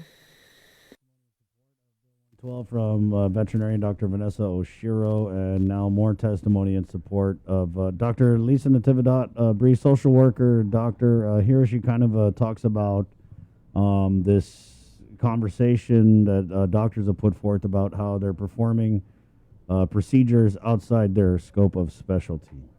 One. The NASW Code of Ethics emphasizes the, quote, ethical principle of competence as follows. Social workers practice within their areas of competence and develop and enhance their professional expertise, unquote. In the discussion of Bill 112-36, there have been threats made that people will have to go off island for specialty care. My question is, why is this not already happening? In line with the commitment to competency, practitioners should be able to reflect and only practice within their scope of competence. This is a very basic and standard rule in the healing arts. Why would a medical practitioner provide services that are not within their scope of training and expertise? Doing so would jeopardize and place the patient at great risk. Some might even argue that this practice is not only irresponsible and reckless, but unethical. I have had clients request that I provide specific therapeutic approaches that I have not received training in, and my response is typically, quote, I'm sorry, but I don't have that training. So imagine if I were to say, okay, let me research it and do my best. Would you want to receive care under those circumstances? If our medical professionals are saying that this is a condition of practicing on Guam, then they are consciously taking on increased liability that is irresponsible. And that is a personal choice on their part that has the potential to harm their patients. A modern version of the Hippocratic Oath, authored in 1964 by Louise Lasagna from Tufts University, states, and I quote, I will not be ashamed to say I know not, nor will I fail to call in my colleagues when the skills of another are needed for a patient's recovery, unquote. A summation of the Hippocratic Oath that is often referenced is the call to, quote, do no harm. This rule of thumb has been adopted by other healing practitioners and reminds us all that if our interventions result in harming our patients, then leaving them alone is sometimes the most appropriate approach. And clearly, if you lack the training and expertise, there exists the potential to harm your patients. In closing, I applaud all co-sponsors of this bill for having the courage, the fortitude, and the vision to even the economic playing field for the most vulnerable members of our community. While there are specific details within the bill that could be negotiated, I implore you to stay resolutely committed to changing the framework of remedying medical malpractice on island to ensuring its accessibility to all. Your election by the people and for the people requires you now to make these hard decisions in the best interest of the collectivity of the people and Thank you, Dr. Natividad. Thank you. All right, that was Dr. Lisa Linda Natividad, doctor of social work, testifying in support of Bill 112, Bree. We're going to play more testimony coming up, including testimony from California attorney Ed Lear. We've also got testimony from David Luboski and Alfredo Bustamante coming up here on the link. But as always, miss a link, miss a lot, so you definitely don't want to miss this morning's show, as we're getting Melanie Guerrero, who's the mother of a murder victim, Michael Castro, coming up in the 8 o'clock hour. Also, GVB tourists on island. I think there's a new flight. Did it come in yesterday, or is it coming in today? I'm not sure the flight schedules. It's coming in, anyway. And then Chima Bakum, Chief Public Health Officer, 23 positives reported yesterday. Cluster, no cluster, where are these cases coming from? Are they the Delta variant? All the questions that you guys can think of, we'll probably end up asking at 9 with Chima and Bakum. Right now, though, head into the KUM News Zoom room here for an update from the Guam Housing Urban Renewal Authority, the executive director, Ray Taposnia. Good morning, Ray. Good morning, Chris. Morning, Bree. Good morning. I guess we'll just go ahead and get started on, there's a couple issues, the mortgage relief that I think you're doing in conjunction with the Guam Housing Corporation, right? That is correct. Yeah, and so I thought I saw a media report where it said that there were only just a few people who had qualified for this assistance. Yeah, unfortunately, I believe there were 100, excuse me, a total of 136 applications that were submitted, and only 3 have qualified based on very stringent federal regs. So it's unfortunate. That's about $714,000 that we had budgeted for. And a lot of that money is going to end up having to be reprogrammed for other purposes in connection to the pandemic.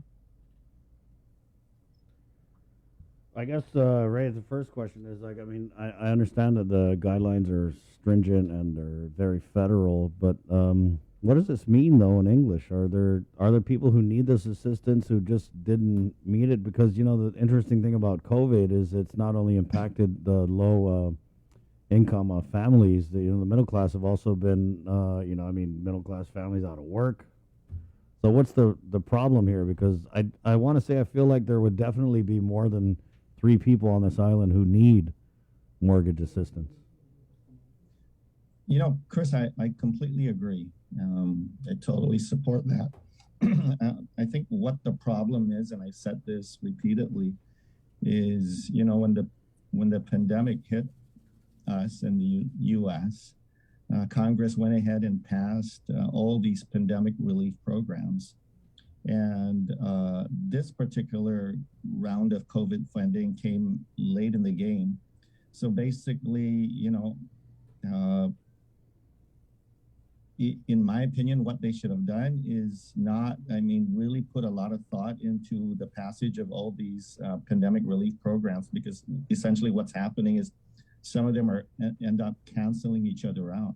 So you have PUA that came out early on, and then you have the mortgage relief, rent relief, but there are income thresholds that are taken into account. And if you've received PUA checks and it kicks you up above a certain income level, then you may not be eligible in the end. So, if I were to recommend to Congress, you shouldn't be passing, you pass all these pandemic relief programs, but if you receive one, you can't receive the other. If you receive another, you can't receive this and you can't receive that. So, we just have to follow the rules. There's nothing I can do otherwise I'd be non-compliant and it'll show up in our audit reports. What about discussions with the congressman about your concerns? Was there? Well, I have an open door. He can call me, he can talk to me. We've tried reaching out to him. So, I think I've stated publicly that rather than come down hard on GURA because we're not able to move forward expeditiously, perhaps you should try and pass legislation that does away with all these stringent guidelines.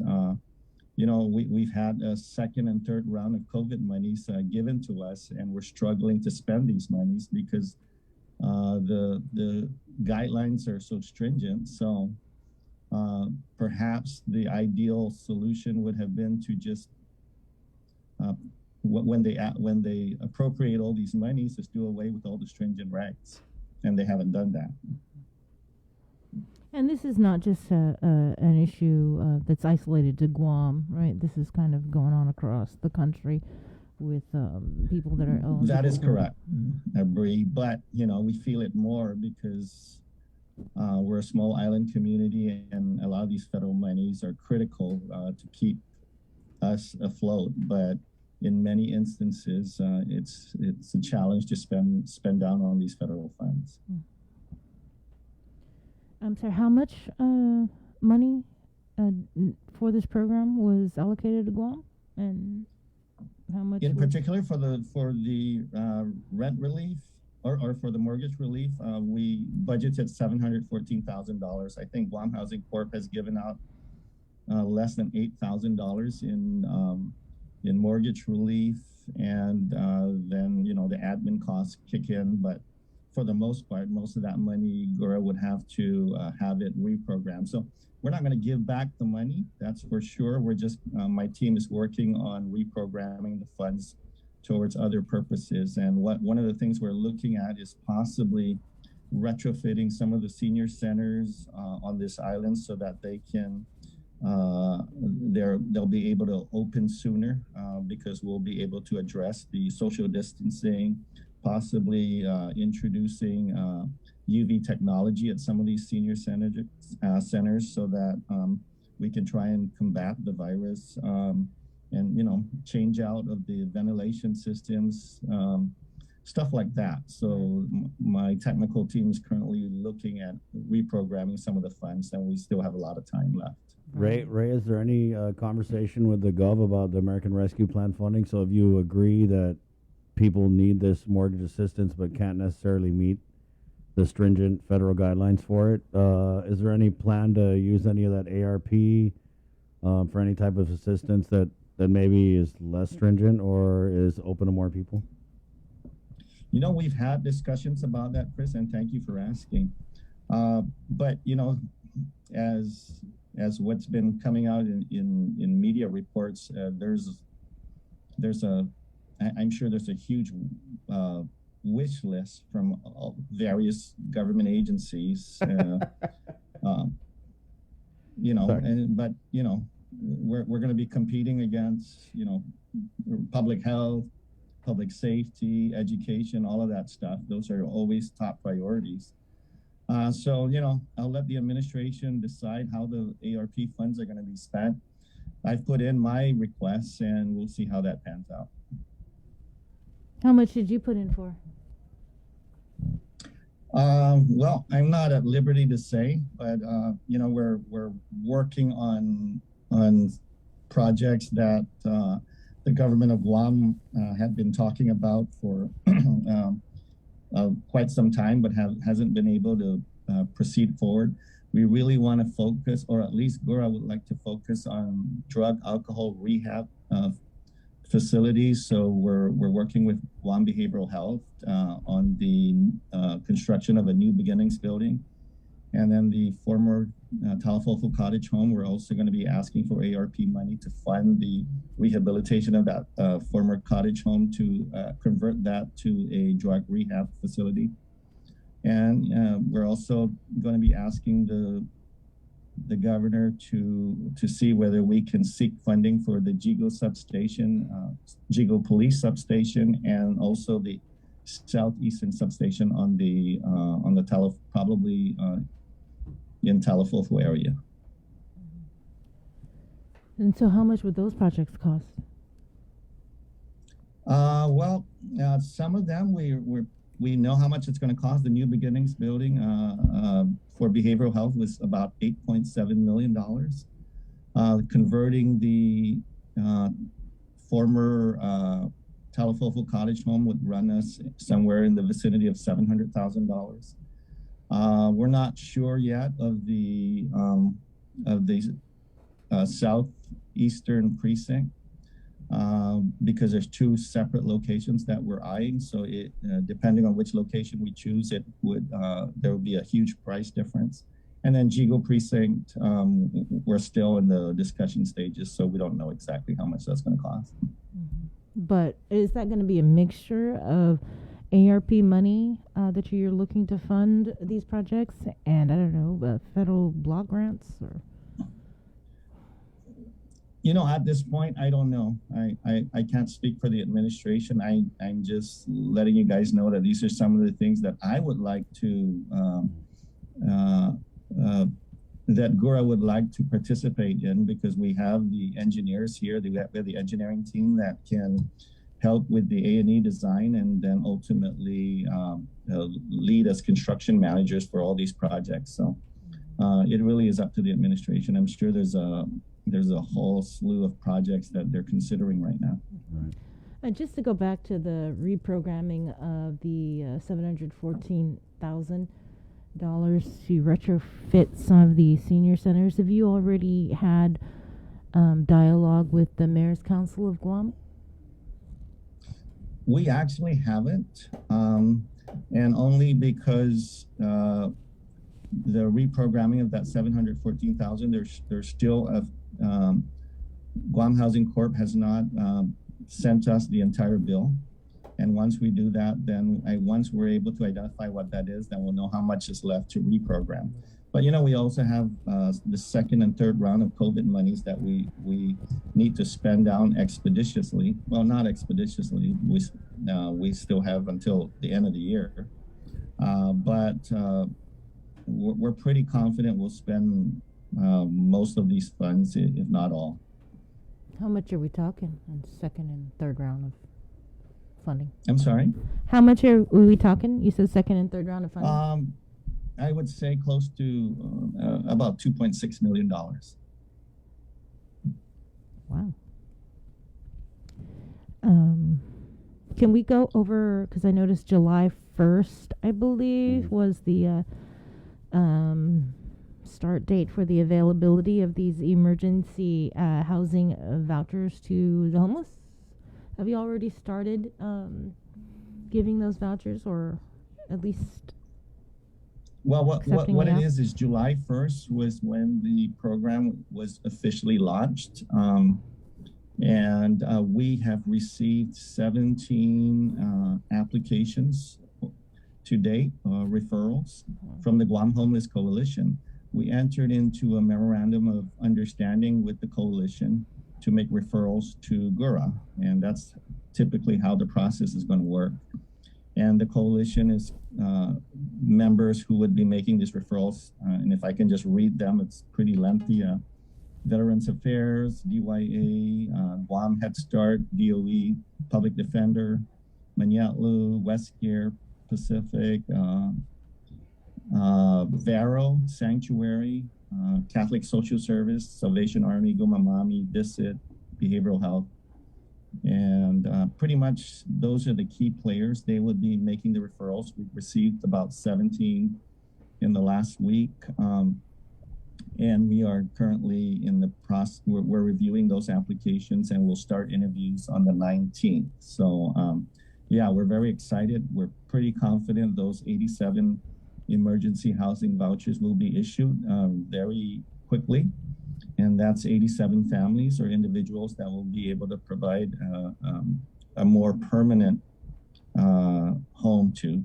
And we're very excited about this, and we're hopeful that I think it's an 18-month expiration, but we're very hopeful that HUD might permanentize these vouchers nationwide to include Guam. And so these folks might actually have a permanent home. And this is separate and apart from those that are in the homeless shelter? Well, the ones at the Global Dorm, we're hoping that many of them will qualify. And so they'll go from, some families were out in the streets and we were able to provide through the efforts of the Lieutenant Governor's office a emergency shelter, which is Global Dorm, and they will be, and then we're hoping the next step in that process, of course, is permanent housing, and we're hoping we get to that point with many of those families. Of course, they would have to qualify, and in some cases, they may not be interested in moving towards more permanent housing because, in dealing with these homeless individuals, there's a whole slew of issues that we need to consider. In some cases, there are strict rules when you enter a shelter, and and many of them may not be used to following these rules. So it was very challenging to get them to Global Dorm. And then now there's even more rules when you move them towards permanent housing. So, I mean, we accept the challenge. We have excellent partners in that with the Guam Homeless Coalition. And so, we're hopeful we can help as many families as possible. Right. But, in the same token, GURA is also working on a second shelter, a second homeless shelter. Yeah. and we're very close to finalizing that. We had challenges with the fact that the federal government required flood insurance. And so the contractor is currently closing out that issue. They're working on the elevation certificate, which was very challenging because not a lot of companies do that kind of stuff. And so once that process is completed, we'll be able to secure the flood insurance, and the governor's office has offered to pay for it. And then we'll have a second shelter to get more of these families off the streets. What's the timeline on that, Ray? I'm hoping we're going to get something done before August. But again, you know, I wish when Congress passed all these pandemic relief programs, they just did away with all the regulations, and then we'd just be able to spend the money real quickly. That's not the case. This shelter, and even just for global dorms, from, you know, it was opened because of the emergency declaration. And so, you know, the governor yesterday, when she spoke with the media, was mentioning that PCOR 4, we're possibly looking at that by next week, I believe. And I'm not sure if we are in PCOR 4, if that means that we're no longer in a public health emergency. But whatever the case may be, if this public health emergency is lifted, what happens to global dorms? Well, the COVID funds continue. I mean, in the case of this funding, it's good until next year. So yeah, we don't anticipate the money will go away.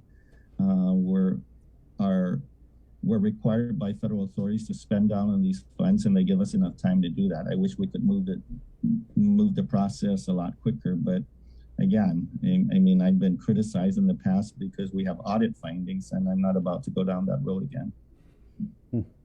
Okay, so regardless if the public health emergency declaration is lifted, as long as there is funding, whether it's through ARP, I guess, or whatever source of funding, the global dorms will remain open, and efforts to secure a second emergency homeless shelter will remain intact once secured. You are correct. Okay. Ray, I saw your note here about affordable housing and the I don't even know what is the LIHTC. The Low Income Housing Tax Credit Program. Thank you. And basically, it's a program under the IRS where where GURA is the state authorizing, allocating agency for these federal housing tax credits. And basically, we've built about 1,500 homes over the last couple of decades, utilizing the tax credits. And GURA at the next board meeting the board will be approving the allocation, or the basically the qualified allocation plan, which is a competitive process of allocating these tax credits. And the board will be approving that at the next meeting of Friday of next week.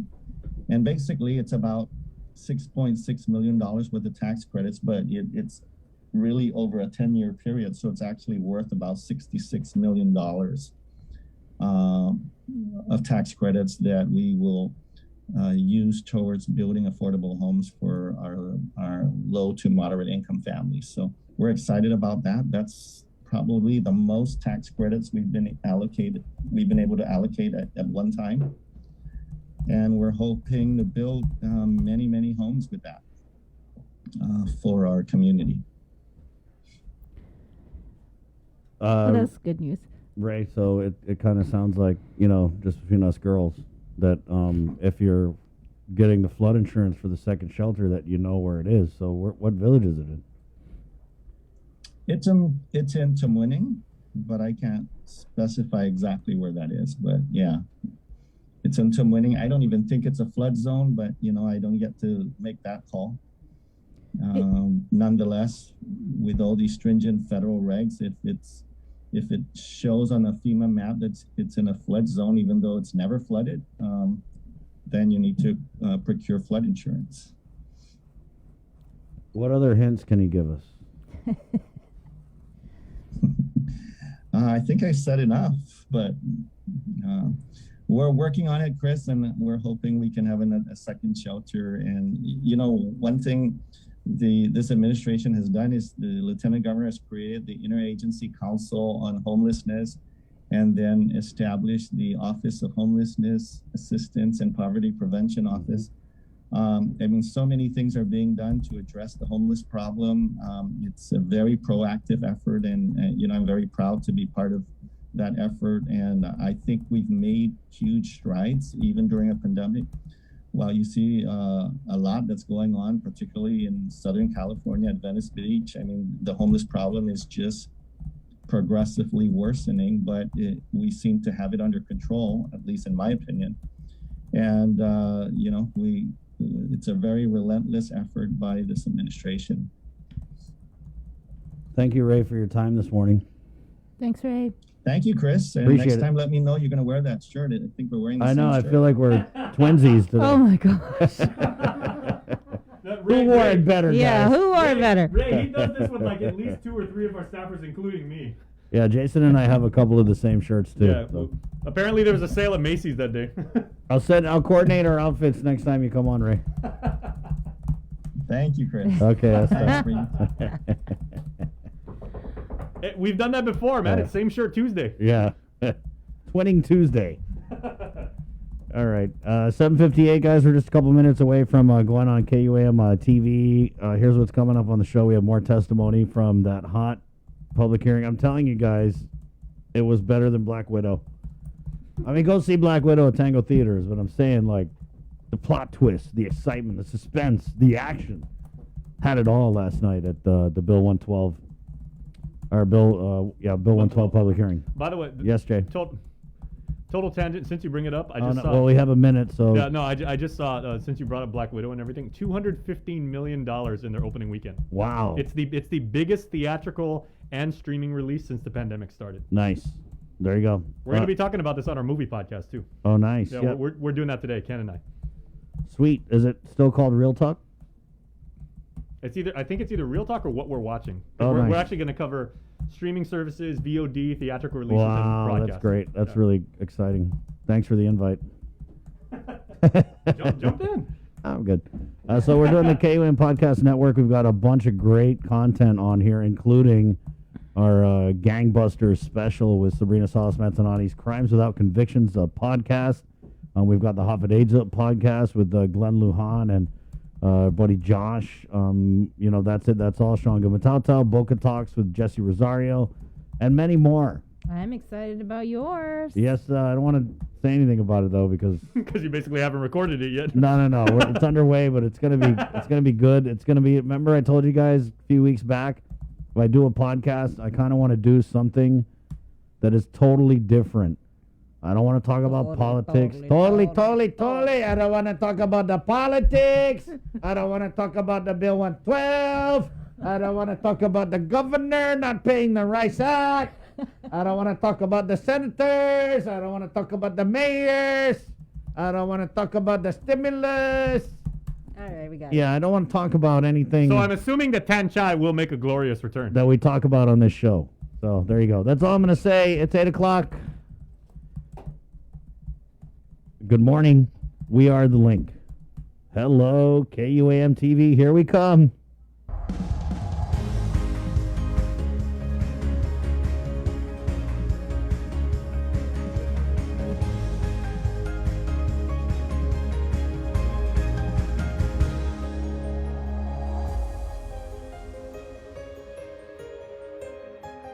Good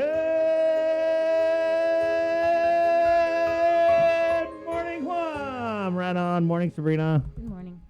Morning, Jason. Good morning. Good morning, Joe, sir.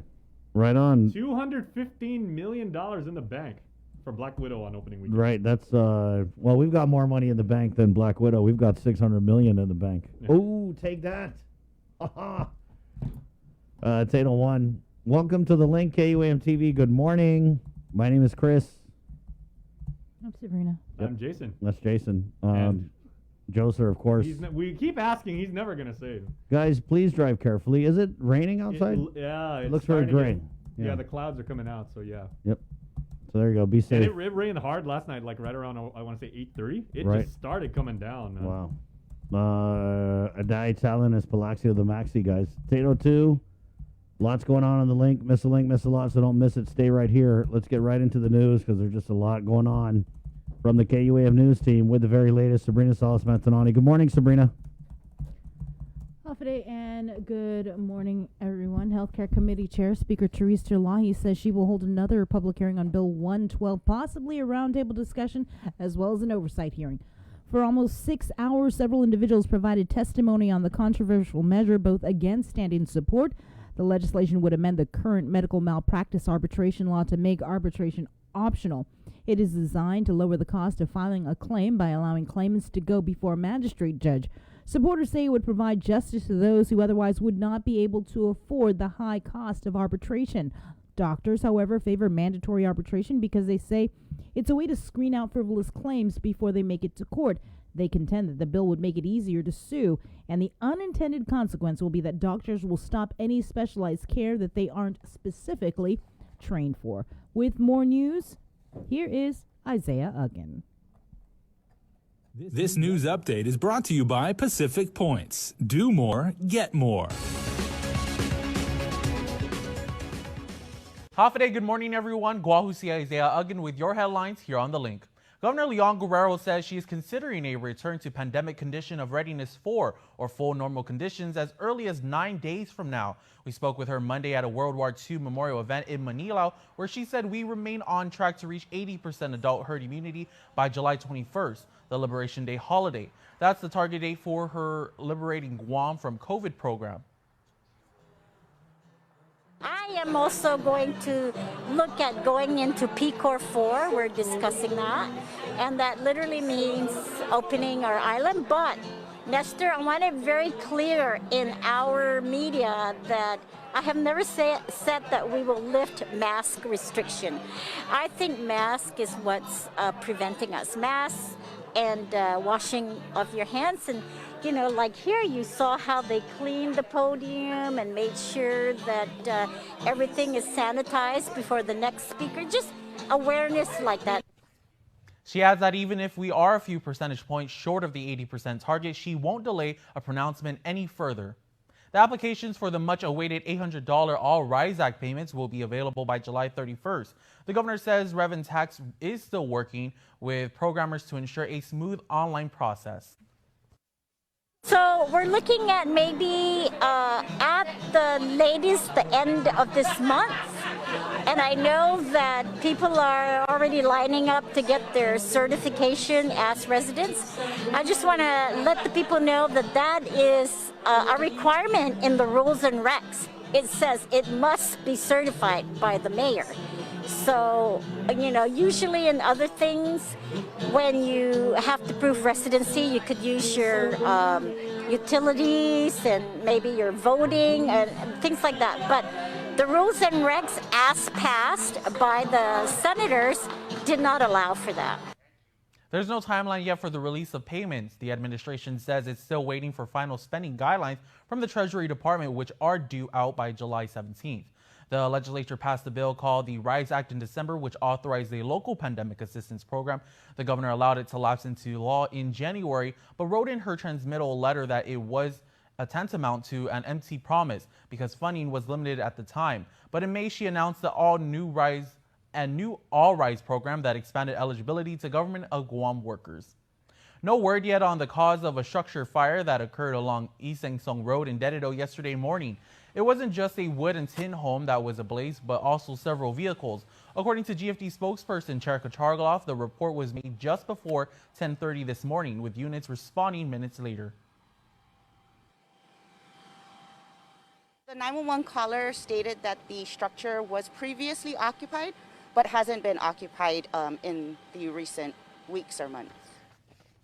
Hence, no one was injured. The cause remains under investigation.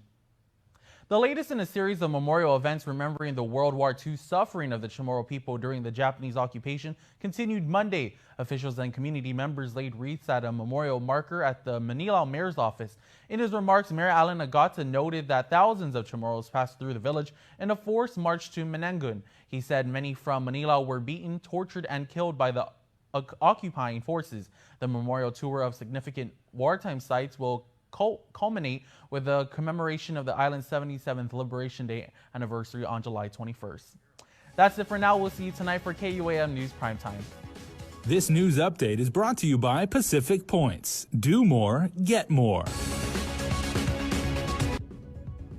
Thanks, Isaiah. Guam, in the meantime, recorded 23 new COVID-19 cases out of only 606 samples tested from July 9th through the 11th. 12 cases were identified through contact tracing. 5 are reported hospitalized, 3 GMH, 2 GRMC. To date, there have been a total of 8,454 officially reported cases of COVID-19 on Guam since March of last year. There have been 141 deaths, 101 cases are active, and there have been a little over 8,200 recoveries. The CAR score is now up to 1.2. As for vaccinations, a total of 92,590, or that is 77.1% of adults have been fully immunized on Guam. Some 67% of Americans have received at least one vaccine shot, and cases remain low, but there is a troubling trend. New cases are up at least 16% over the last week. Here's more. Everybody go get a door. NAACP volunteers are going house to house in parts of Louisville, Kentucky, where only 30% of residents have been vaccinated. The effort comes as cases are rising in 26 states, and nearly all of those hospitalized are unvaccinated. In Missouri, health officials say the surge is directly related to low vaccination rates. If you're really serious about protecting yourself and protecting your family, it's time to get vaccinated now. While the highly contagious Delta variant is now the dominant strain in new outbreaks, both the CDC and FDA say there's no evidence vaccinated people need a booster shot. It's not clear we need a booster, but it is clear that a booster will dramatically increase immunity. In countries where the population is largely unvaccinated, there are concerning signs. In Mexico, cases have surged 29% in just the last week. In Sydney, Australia, lockdowns have been extended another week. It's pretty clear that unless we reduce that level of people in the community that are infectious, we won't be able to turn things around as quickly as we can. And the nation's largest teachers union is supporting new CDC guidance that says teachers and students can return to school safely this fall. Health officials say those who are vaccinated won't need masks. Michael George, CBS News, New York. From the nation's capital, Breaking Defenses reporting that House appropriators are threatening to cut off funding for the Guam-based missile defense program while increasing overall defense procurement spending in favor of research dollars. The committee is scheduled to meet tomorrow Guam time to discuss and mark up its version of the defense budget. Overall, the committee's bill would shave $258 million off the $706 billion sought for the Defense Department by the Biden administration. According to BreakingDefense.com, stripping the funding for an Aegis shore system in Guam would be a major blow to U.S. Indo-Pacific Command, which has made the development of that system a key part of its future planning. Admiral Philip Davidson, who was Indo-PACOM commander until April of this year, first pushed the Guam defense system in a congressionally mandated 2020 request and spent much of the last year talking it up as vital. Committee members indicated that their concerns about Guam are less with the concept of the system and more with the fact DoD has not provided the information members feel they need to support it. The fiscal year 2022 budget request includes $118.3 million for the initial development of survivable and operationally effective integrated air and missile defense for Guam. The report reads, while supportive of the defense of Guam from ballistic, hypersonic, and cruise missile threats, the committee notes that the report on the defense of Guam from integrated air and missile threats required by the National Defense Authorization Act for fiscal year 2022 has not yet been submitted to the congressional defense committees. In business news, we continue with our weekly segment highlighting some of the island's businesses who are Guam Safe certified by the Guam Visitors Bureau and have the World Travel and Tourism Council Safe Travel stamp. Today we make our way over to the Dusitani Guam Resort in Tumon. Guam Safe and WTTC Safe Travel Certified Program Showcase is brought to you in partnership with the Guam Visitors Bureau.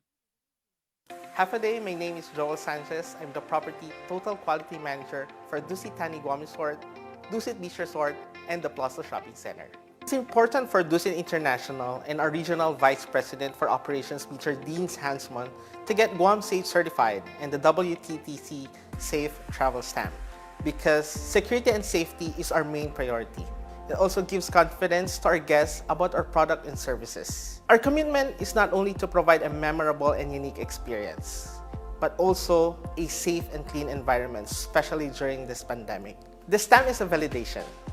It's a statement that speaks to our market and our partners, both locally and worldwide, that we are dedicated and meeting their standards. It means peace of mind. For guests and employees, it means that we are operating at the highest level of compliance. At least set foot onto our property, whether for restaurants, spa, banquets, gym, and even guest rooms, it gives them confidence that we are operating and all the protocols are executed for their safety.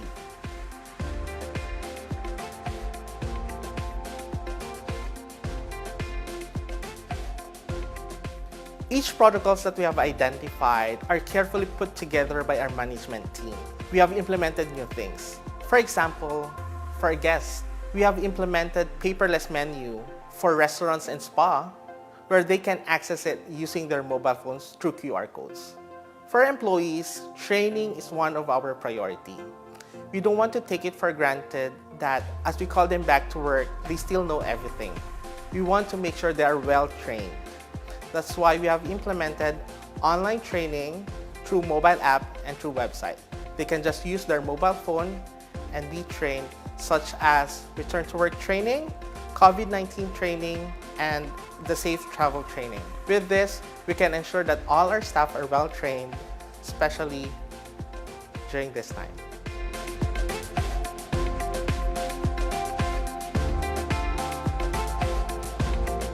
With these protocols in place and having a well-trained staff, we are ready and very much excited to welcome guests and tourists here at the Dusitani Guam Resort, Dusit Beach Resort Guam, and the Plaza Shopping Center.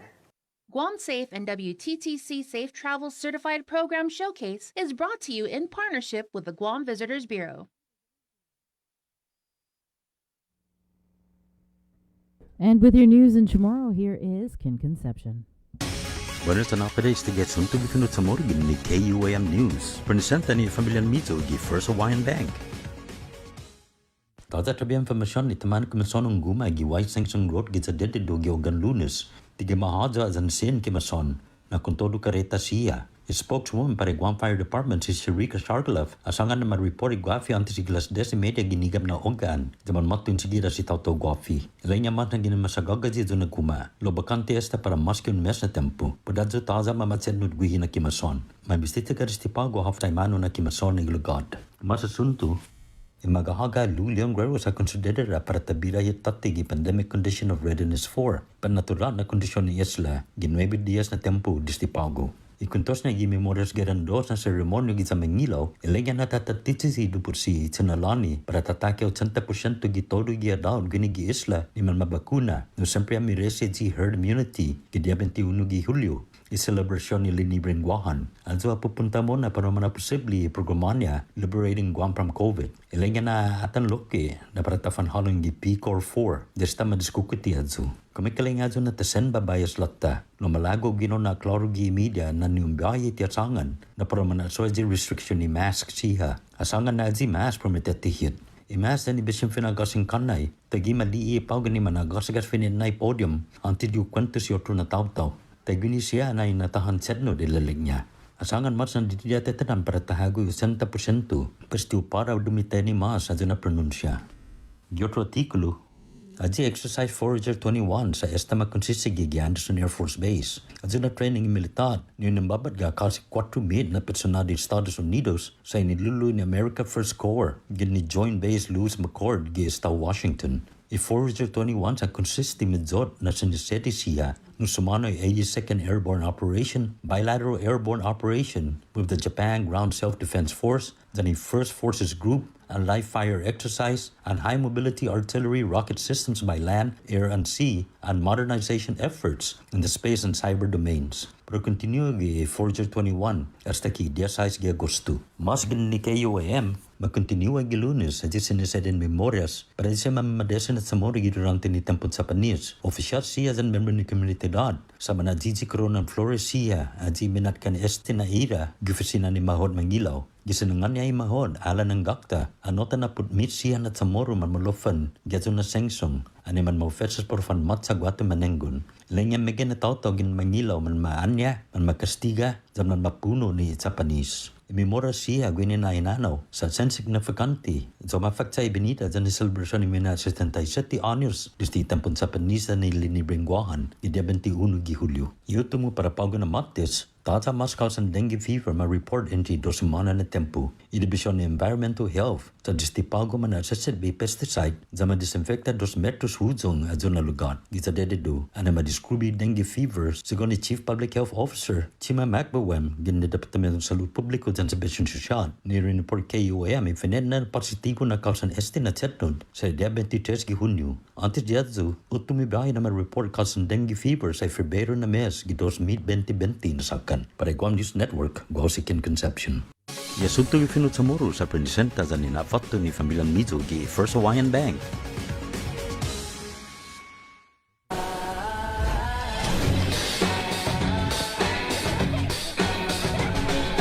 Make sure you're connected. The writing's on the wall. 'Cause if your mind's neglected, stumble you might fall, Connection is a human necessity, one we need today more than ever. And with the new First Hawaiian Bank mobile app, you can stay just as connected to your finances. And it all starts with yes.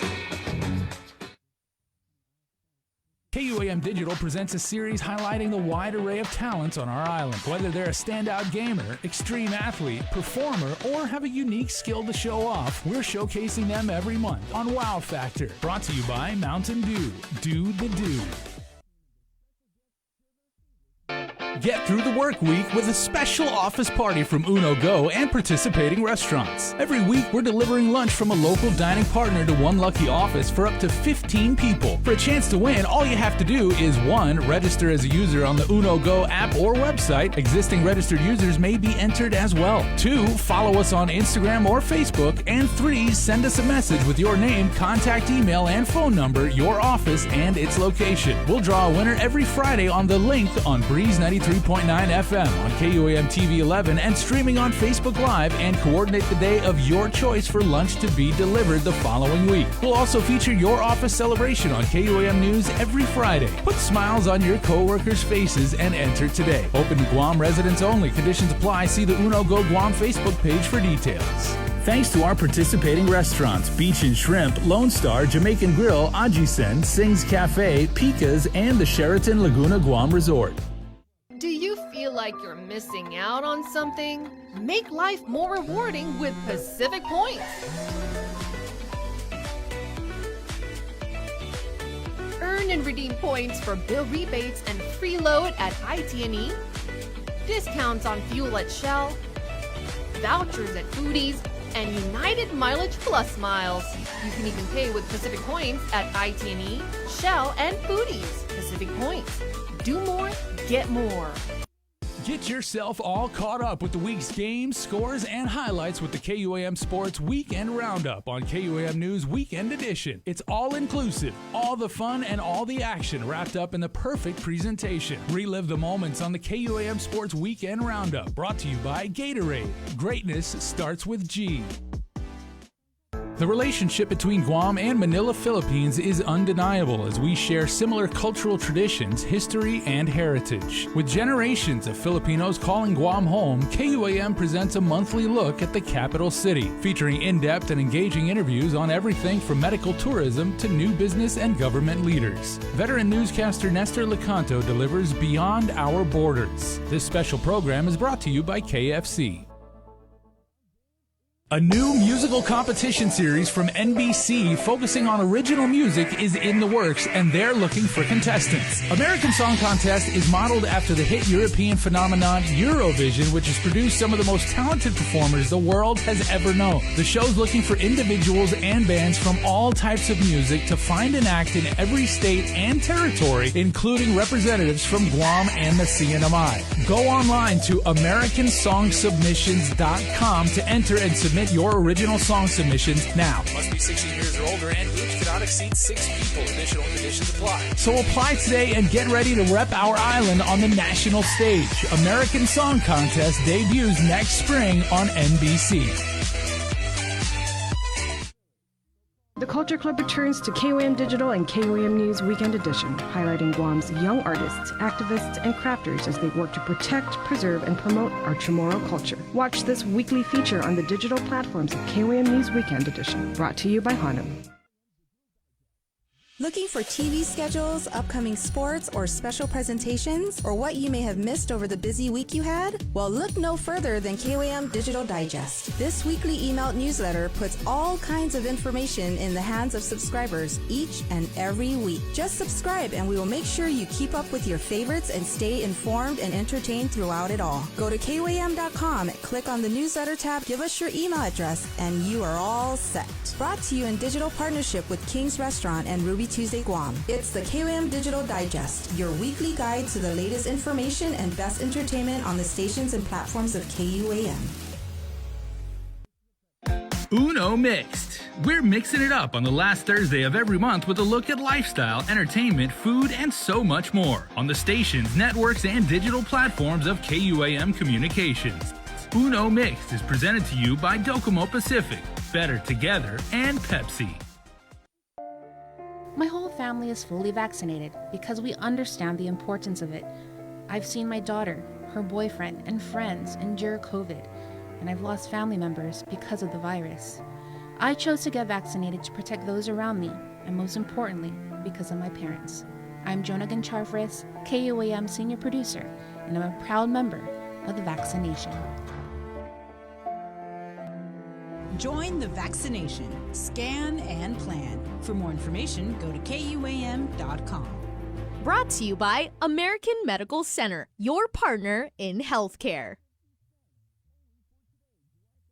The world of television is more exciting than ever. Don't miss a minute of special presentations from NBC on KUAM TV 8 or from CBS on KUAM TV 11. Every month, we'll bring you the fun and excitement of award shows and red carpet moments, special series presentations, and other great network programs. Brought to you locally by King's Restaurant, Ruby Tuesday Guam, Bud Light Seltzer, and Docomo Pacific, giving you more reasons to tune in and turn on. Fall in love with TV again with the best from KUAM Communications. Catch SportsLink on the KUAM News Morning Show, The Link, every Friday to hear about the latest in sports news, game schedules, athlete profiles, and more. SportsLink, brought to you each week by Cure Alkaline Water and Mariana's Irrigation and Landscape, airs every Friday across the multimedia platforms of KUAM. Tune into the broadcast on Breeze 93.9 FM on KUAM TV 11, live streaming through the KUAM News Facebook page, or view highlights on YouTube, KUAM News Facebook, and Instagram. SportsLink is hosted by Dave Delgado through KUAM Sports, and he will make sure that everyone knows what is happening on the fields, in the gyms, and everywhere in between. KUAM News, in partnership with the Guam Visitors Bureau, brings you the Guam Safe and WTTC Safe Travel Certified Program Showcase. Look out for this powerful symbol for visitors, island residents, and industry workers alike, as it represents establishments with a consistent global commitment to safety practices. Stamped with approval by the Guam Visitors Bureau and the World Travel Tourism Council. Every Monday on KUAM News will feature a different local business who's taken the Safe Guam and Safe Travels pledge to maintain health and safety standards to get Guam back on track. Log on on to visit Guam.com to see how your business can receive the designation, what businesses in our community are Guam Safe certified, and have the WTTC Safe Travel certified. Let me surprise you with your favorite things. Dance with me by the ocean under the moonlight, 'cause I'm loving how it shines on you, as the sweet, sweet scent of your perfume just takes me away to a land of peace, near the sea of love, near the gardens of nature in the heavens above. And I know it's real, more than a dream, when you're alone with me and just falling in love right here in paradise. Ooh, I hope you're loving the view. Let this tropical breeze set you in the mood. Just falling in love right here in paradise. Ooh, I hope you're loving the view. Let this tropical breeze set you in the mood. Oh, ooh, na na na na na na na na na, hey, yeah yeah yeah yeah yeah. Ooh, na na na na na na na na na, hey, yeah yeah yeah yeah yeah. Ooh, na na na na na na na na na, hey, yeah yeah yeah yeah yeah. Ooh, na na na na na na na na na, hey, yeah yeah yeah yeah. I bet you're tasting like coconut. Welcome back, everybody, to the link on what is becoming a rather overcast Tuesday morning. So please, as we say all the time, please be safe on the island's roadways as you make your way around our beautiful island. And someone who is intimately familiar with how much our island has to offer and really getting us back to that point is the Chief Executive Officer of the Guam Visitors Bureau, former Governor Carl Gutierrez, and he joins Chris and Bree right now in the Zoom room. Thank you very much for that introduction, Jason. The link is brought to you by Pacific Points, Cabo Enterprises, ITini, and Jack in the Box, with Sabrina Salas-Mantanani and I and GVB CEO, former Governor Carl Gutierrez. Good morning, Gov. Morning, Bree and Chris. Thank you for having me. Wow, we have tourists. Yeah, and they're moving around now. You can see it down in the Agana, the Cathedral, Basilica, moving around the caves, up at Kmart. They're out at the Jamaican Grill. They're all over now. They're just looking for more places that are open, and I hope that with the advent of them walking around the promenade at Pleasure Island, that the closed businesses would realize that they should be opening up, because I say you build them and they will come, and you open up and then you would be starting to make some money. So hopefully that their presence would give some hope to some people to open up earlier than they anticipate. What's the status, Gov? So I know the first flight came in last week, and then we were hearing about the second one. Is that arriving? Is it today or was it yesterday? Well, Saturday the second flight came in, and tomorrow the third flight will come in, and Saturday the fourth flight will come in, and I believe that the fourth flight probably will be upgraded to a wide body. They're just they're booking a lot right now, up to at least the middle part of August. Are these all from Taiwan? All Taiwan, yes, All Taiwan. because this is EVA Air, and I understand that there at least one charter with United Airlines, and they're trying to work more charters with United, but mostly EVA right now are the ones coming in. And then, of course, we're anticipating that at the end of the month, Jin Air and TUA, and hopefully by August 5th, Korean Airlines will start to fly. And our two targets in Korea, which is our next focus, is those that are vaccinated already. About 10 million have been vaccinated with 2 doses. That they would come to Guam with no quarantine, and so that's what we're looking for. And also now it piqued the interest of those that are not vaccinated in Korea to come here and avail themselves of the program that we have on Airbnb. Well, I know the last time, at least, I spoke with you. You were, you mentioned, you're going to get her done, and OMG, there's you certainly are getting it done over at GVB. So, congratulations. But can you kind of just explain how this Airbnb is working? So they come in, they get the shot, whether it's the first dose or one and done Johnson & Johnson. Are they Yeah, then well, allowed to go out? Yeah, just kind of walk us through the Yeah. process. Well, first of all, let me say that from the Taiwan group, the government frowns on medical tourism. And so a lot of these people in Taiwan that are promoting this, and particularly two travel and tour group, is the Phoenix group, that is really the one that was responsible for chartering the first 4 flights. While Lion was working with China Airlines, but China Airlines got scared because they're kind of a government airline, and they don't want to get caught up with this Airbnb thing because it's like medical tourism. So we kind of changed the Airbnb for in Taiwan to visit and vacation. Get out the word vaccination. So they removed the cost of vaccination here away from the package. So when those visitors come here, they pay it on their own. But you come in and you are quarantine free. You go to the hotel. You get your whatever they schedule you. Probably the next day or the third day, you get your vaccination, and you have at least another day to be monitored, more than 24 hours, hopefully 48 hours, to see of the reaction. But they come down there to right now they're at the plaza.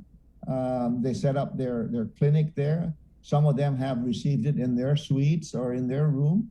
So they're being accommodated well by AMC and GRMC staff. They're the ones that are there mostly. From I understand, the other clinics now, I understand, are able to store Pfizer, and not only GRMC. So they are probably interested in also coming and being part of the program for administering the vaccination and the testing to go back. So that's how it's very easy. The only thing is right now that, and they're overcoming it in Taiwan, is that because of the Delta variant, and Guam was in the United States listed together, is that when you go back there, you have to quarantine in a quarantine hotel. And if you're a family of 4, they'll allow 1 room for you and a child under 17. So it'll take 2 rooms for them, and you have to stay for 15 days. So that's the deterrent right now, but they're jumping over that, and they don't mind. They're going to come here and do that on the way back. So hopefully that we can convince them that there is no Indian variant here, and that they would remove Guam from that list of mandatory quarantine for 15 days. What about quarantining when they get here, or they don't have? There's no quarantine here. They're Okay. treated just like any of us. That the quarantine was lifted July 4th when you come in, but you have to have a negative PCR okay. test, Okay. and or an antigen test, which is probably cheaper and quicker to turn around for testing. So again, the tourists that are coming in for the Airbnb are The same producing thing these from the negative. Philippines, too. You know, Philippines, you come in with a negative PCR, Okay. and you can do that. And as a matter of fact, before they even have a first charter here for that, they expats have been coming in on their own, and they've been very happy. They going around the island after their vaccination, but they are coming in on their own. The expats particularly. Gov, so you mentioned 1, 2, 3, 4, 5 flights. How many total tourists are we talking about? Well, by the end of by middle of August, I think it'll be probably like around 2,100 or 2,000 at the least. Yeah. So that's to put this in perspective, Chris and Bree, is that February of 2020, well, before the lockdown, the number of tourists that came from Taiwan was 1,400 plus, a little bit over. And we would just probably overtake that just in this first July group. So it's good, and hopefully that process, this DMV, will spur the EVA to continue their flights. They were anticipating on flying before the COVID, renewing that route. China Airlines as well, and Starlux probably by the end of the year, early next year. And one good thing that came out about this was AirAsia Philippines. Besides Philippine Airlines, they have reached out to us. We had a nice meeting with the CEO and the entire staff, and they're flying into so many places out of the Philippines, from Clark, Cebu, and Iloilo, and those are all international airports.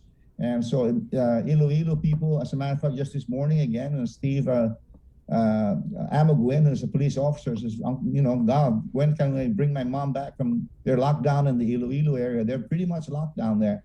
So we're hoping that AirAsia, they have everything in place for them to fly to Guam whenever that they want to. So I asked them to please try to shoot for July 20 to bring the first flight here. So they're kind of drastically working now to see that they can make that thing work and bring over not only expats, but also Filipinos with U.S. visas and the dual citizens. There are a lot of Filipinos in Iloilo and out in Pampanga, where Clark is, that have dual citizens. And the expats are out there as well in the Pampanga area, that they could be flying into Guam. And so hopefully that's another good source, and that they would continue flying not only for the charters, but they continue flying regular flights, not only out of Manila, but also Clark and also Cebu and Iloilo and Zamboanga. They have all these international flights. Mm-hmm. Has this Airbnb program, is it going better than what you expected or slower than what you were envisioning? Well, it's going slower than I expected. I figured that the ramp up for the expats would be faster, but at first, because it took us a long time to get started, with the protocol we have now, a lot of the tour groups out of Bangkok, for example, we're booking them to go to the continental U.S. to get their shots. It's very expensive. Now that same gentleman that I have had a meeting with, part of the American Chamber of Commerce of the Philippines and Thailand, he's working now to reverse that process and hopefully put them together with the Philippine Airlines to fly from Bangkok to the Philippines, stay there 5 hours, come to Guam, and then when they return, they only make a pit stop in Manila to go back to Bangkok. So this thing is taking a while. Right now I'm going to be sending a letter to the U.S. Embassy in Manila, asking them to please be a little bit more lenient in granting Filipinos visa to the United States so they can come to Guam for a specific purpose of getting a vaccination. Would even say that GVB will undertake the cost for monitoring these people if they're scared of overstays, and instead of having the Customs and Border Patrol responsible for, because Filipinos are still in that category of being the overstays. So hopefully that thing also can happen for our Filipino brothers and sisters who have a lot of families here, that we can get the U.S. Embassy to be more lenient with their visa applications. In Thailand, in Bangkok, 95% of applications to the United States for visa is approved, unlike the Philippines, where lucky to get 5%. What about the operations and the process when the tourists arrive through the airport? Is it going smoothly? More than smoothly on the first two flights that I've witnessed. I'll witness the third one tomorrow. We were kind of concerned about the public health clearance. They have like 6 documents there, 6 forms, and they haven't quite digitized yet the health declaration form. But I kind of watched that first, and I say both flights were phenomenal going through the public health. And as customs, I never had a problem to worry about that. The airport police were there for everything. The first flight had a little glitch. The only delay was the baggage coming down. And I guess I said it often enough on the air and in the paper that the second flight, the baggage was down there already before I even got down there. So things are so phenomenally working well that once we get that digitized public health document, it'll continue to go just as well. Yeah, I'm surprised that hasn't been digitized. I didn't know. Like when I came in from Vegas a couple weeks back, I was surprised that there was that form that I had to fill out, and surprised that it wasn't, digitized. So that would be really helpful. Soon, very soon. Hopefully they'll do the beta testing soon. But you did fill out your EDF, right, for the customs before you came? Yeah, I did. And you had your QR code, and you came zipping through when they found out you were Sabrina? Not really. No. There were still some glitches from what I understand with that QR code. But we talked to Ike last week, and he said they worked that out. But yeah, there was some issues with the QR code. It was scanned like 6 times, and then they searched me, and it was just it's all good. Yeah, Gov, Sabrina doesn't breeze through anything. We'll get better. They find out it's Sabrina. They're like, okay, extra measures. No, it was good though. I mean, they're just doing their jobs. Gov, I wanted to ask, so now that we've got the tourists, it's actually a Facebook comment here. Now that the tourists are coming in, is there any thought or discussion on opening up the Wednesday night market at the Chamorro Village? I have not explored that thing right now. The governor will probably have to approve that because that's under the control of the governor. But that's a good idea for us to explore how they feel about it at Avenue. And hopefully we can, like I said, they're probably, if they're only in suspension for a while, those businesses should, of course, petition to get it opened up if they really are ready. And I think it's a wait and see game to see how this thing continues, whether the tourists will continue to come under the VNV, or if the governor hits her 80% in July 21st and lifts everything, and a lot of people can just fly in, then the tourism will really open up. Like August, first week of August is what we're looking at for the Korean market. And Gov, what about this discussion that I think you guys are having about giving the tourists $500 to spend? Yes, we're shooting for August 1st as that thing. We're still refining it, trying to figure out how to do the mechanics of it, debit cards, etc. So we're looking at that, but we have approved that. We're even probably shifting over to paying for the PCR test on the way out for the Koreans and others. But for the Korean market, we want to assure them that would be accomplished. So that's where we're looking at least for the up to December. Any update on Matapang? The Matapang project, yeah. Has there been any? It's still ongoing. It's working through the design, and they have to do something about the Matapang. Although it's going to be really upgraded in the park and the fire and the police, the most important part of that is that the drainage that's under there from the PIC all the way down to Fiesta Hotel. That's where that thing is going to be really valuable to do soon, before there's too many tourists coming now. But we're waiting for the money to come from hopefully ARC or however else they said, give us that $18 million to be able to sign the contract at the August, September. Can we switch gears? I know you've been really busy wearing your GVB hat, but is there anything to report as the permittings are? Well, it's hard to overcome people, that are reading the laws of issuance of permit the way they want to read it, and so we're hoping that the governor and the lieutenant governor will step in and issue a federal registry kind of an edict saying that this is how you read these laws and everyone read it the same. We're still having problem with the SHPO. That's where it is right now. Frustrated businesses are still crying out to us about their expectations, and it's not being met. So I know that Vince Ariola has been the most forthcoming at Public Works, and so he's following up, and hopefully that his final authority will prevail over anybody else, and permits will start to be issued. Okay. There have some already been issued, but there's still 2 or 3 that are probably going to lose some kind of funding if they don't get it approved quickly. But we're working on that. Patrick Sherman is my lead man on this thing, and he's been involved with the lieutenant governor and the business, the one-stop center crew with Daphne Shimizu. They have been working very closely, but it's moving forward. I think the lieutenant governor is going to just just take charge, and I think it's gonna work well. All right, guy. Well, I'm sure you will get it done. So Get it done, yeah. One way or another.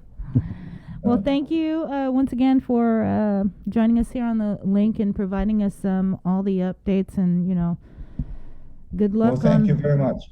Good luck I appreciate it, and anytime. All right. Thank you, Gov. Thank you. Best Joss. You're not going to say it? I still don't want.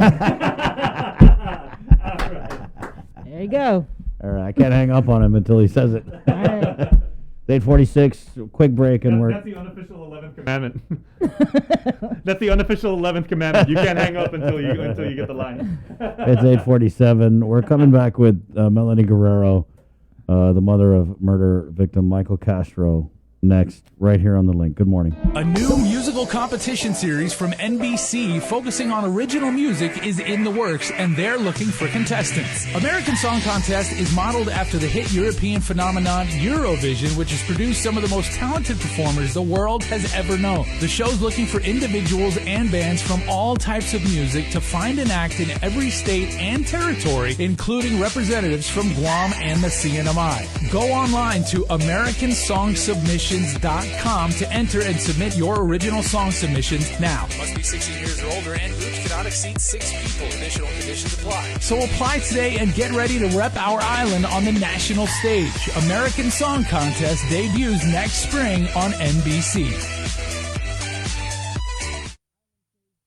Get through the work week with a special office party from Uno Go and participating restaurants. Every week, we're delivering lunch from a local dining partner to one lucky office for up to 15 people. For a chance to win, all you have to do is 1. Register as a user on the Uno Go app or website. Existing registered users may be entered as well. 2. Follow us on Instagram or Facebook. And 3. Send us a message with your name, contact email, and phone number, your office, and its location. We'll draw a winner every Friday on the link on Breeze 93.9 FM on KUAM TV 11 and streaming on Facebook Live, and coordinate the day of your choice for lunch to be delivered the following week. We'll also feature your office celebration on KUAM News every Friday. Put smiles on your co-workers' faces and enter today. Open to Guam residents only. Conditions apply. See the Uno Go Guam Facebook page for details. Thanks to our participating restaurants, Beach and Shrimp, Lone Star, Jamaican Grill, Ajisen, Sing's Cafe, Pika's, and the Sheraton Laguna Guam Resort.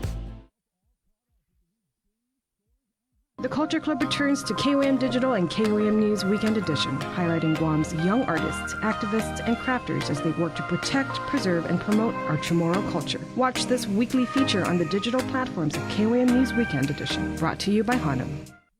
Get yourself all caught up with the week's games, scores, and highlights with the KUAM Sports Weekend Roundup on KUAM News Weekend Edition. It's all-inclusive, all the fun and all the action wrapped up in the perfect presentation. Relive the moments on the KUAM Sports Weekend Roundup, brought to you by Gatorade. Greatness starts with G. After a year with so many games and events delayed or unplayed, the world is ready for anything and everything in the world of sports. KUAM Communications is ready with more games, more championships, and more specials that are guaranteed to bring out the fan in you. Don't miss a minute of gameplay from NBC on KUAM TV 8 or from CBS on KUAM TV 11. Every month, we'll bring you the action and excitement. Brought to you locally by Michelob Ultra, Superior Light Beer, Marianas Irrigation and Landscape, and Docomo Pacific. Just more great reasons to tune in and turn on, so you'll fall in love with TV again with the best from KUAM Communications. KUAM Digital presents a series highlighting the wide array of talents on our island. Whether they're a standout gamer, extreme athlete, performer, or have a unique skill to show off, we're showcasing them every month on Wow Factor. Brought to you by Mountain Dew. Do the do. GU Self-Storage, conveniently located near the Harmon McDonald's. We offer affordable rates, online payments, and auto bill pay for your convenience. Plus gate access daily from 6 a.m. to 9 p.m. Call us today at 648-7867 for more information. The relationship between Guam and Manila, Philippines is undeniable, as we share similar cultural traditions, history, and heritage. With generations of Filipinos calling Guam home, KUAM presents a monthly look at the capital city, featuring in-depth and engaging interviews on everything from medical tourism to new business and government leaders. Veteran newscaster Nestor Lecanto delivers Beyond Our Borders. This special program is brought to you by KFC.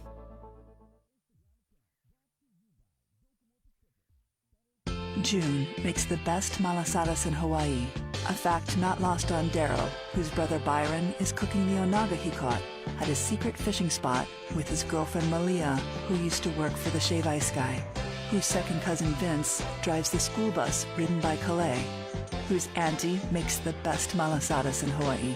Everything here is connected, and with the new First Hawaiian Bank mobile app, you can stay just as connected to your finances, and it all starts with yes.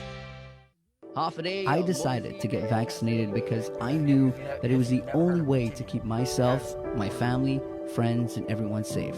And it was also my way of contributing to the fight against COVID-19. And I also encourage everyone out there, and especially those in the FSM communities here on Guam, to do your part and get vaccinated. My name is Victorious Flan, and I am a proud member of the vaccination. Join the vaccination. Scan and plan. For more information, go to KUAM.com. Brought to you by American Medical Center, your partner in healthcare. Looking for TV schedules, upcoming sports, or special presentations, or what you may have missed over the busy week you had? Well, look no further than KOAM Digital Digest. This weekly emailed newsletter puts all kinds of information in the hands of subscribers each and every week. Just subscribe and we will make sure you keep up with your favorites and stay informed and entertained throughout it all. Go to KOAM.com, click on the newsletter tab, give us your email address, and you are all set. Brought to you in digital partnership with King's Restaurant and Ruby Tuesday Guam. It's the KOAM Digital Digest, your weekly guide to the latest information and best entertainment on the stations and platforms of KUAM. The world of television is more exciting than ever. Don't miss a minute of special presentations from NBC on KUAM TV8 or from CBS on KUAM TV11. Every month, we'll bring you the fun and excitement of award shows and red carpet moments, special series presentations, and other great network programs. Brought to you locally by King's Restaurant, Ruby Tuesday Guam, Bud Light Seltzer, and Docomo Pacific, giving you more reasons to tune in and turn on. Fall in love with TV again with the best from KUAM Communications. Catch SportsLink on the KUAM News Morning Show, The Link, every Friday to hear about the latest in sports news, game schedules, athlete profiles, and more. SportsLink, brought to you each week by Cure Alkaline Water and Mariana's Irrigation and Landscape, airs every Friday across the multimedia platforms of KUAM. Tune into the broadcast on Breeze 93.9 FM on KUAM TV 11, live streaming through the KUAM News Facebook page, or view highlights on YouTube, KUAM News Facebook, and Instagram. SportsLink is hosted by Dave Delgado through KUAM Sports, and he will make sure that everyone knows what is happening on the fields, in the gyms, and everywhere in between. Uno Mixed. We're mixing it up on the last Thursday of every month with a look at lifestyle, entertainment, food, and so much more on the stations, networks, and digital platforms of KUAM Communications. Uno Mixed is presented to you by Docomo Pacific, Better Together, and Pepsi. My whole family is fully vaccinated because we understand the importance of it. I've seen my daughter, her boyfriend, and friends endure COVID, and I've lost family members because of the virus. I chose to get vaccinated to protect those around me, and most importantly, because of my parents. I'm Jonah Gancharfris, KUAM Senior Producer, and I'm a proud member of the vaccination. Join the vaccination. Scan and plan. For more information, go to KUAM.com. Brought to you by American Medical Center, your partner in healthcare. You can't resist my command. Although I told you I'm a one-woman man, I said I'm a one-woman man. I'll do the best I can. Away now, I am a one-woman man. I'll do the best I can. You say you're ready, but it's Day, everybody. Welcome back to the link. We are now pushing up to the 9 o'clock hour and beginning to wind down our show. But we're going to head straight into the Zoom room where we are speaking with Melanie Guerrero. She is the mother of murder victim Michael Castro. Melanie, thank you for taking the time to speak with us during this difficult time for you and your family. We really do appreciate it. Good morning, Melanie. Good morning, everyone. Thanks for joining us. And, it's been a while. And before we proceed with the interview, I just want to thank you for coming on this show. I mean, going back to last year in October, November, and we just feel really close to this case because you again had come on, numerous times and pleaded for information on the location of Michael, the whereabouts, for any information that people may have had. And just kind of seeing all of the details that have come out, it just kind of puts the context of our conversations back then in just a really tragic light. And so to echo what Sabrina said, I definitely appreciate you coming on, and we know that, God, it's an understatement to talk about how difficult this time has been for you. Oh, yeah. And thank you again, Melanie. And we'll just go ahead and get right into it. And we want to start here, I guess, with your reaction to the recent arrests that have been made in this case.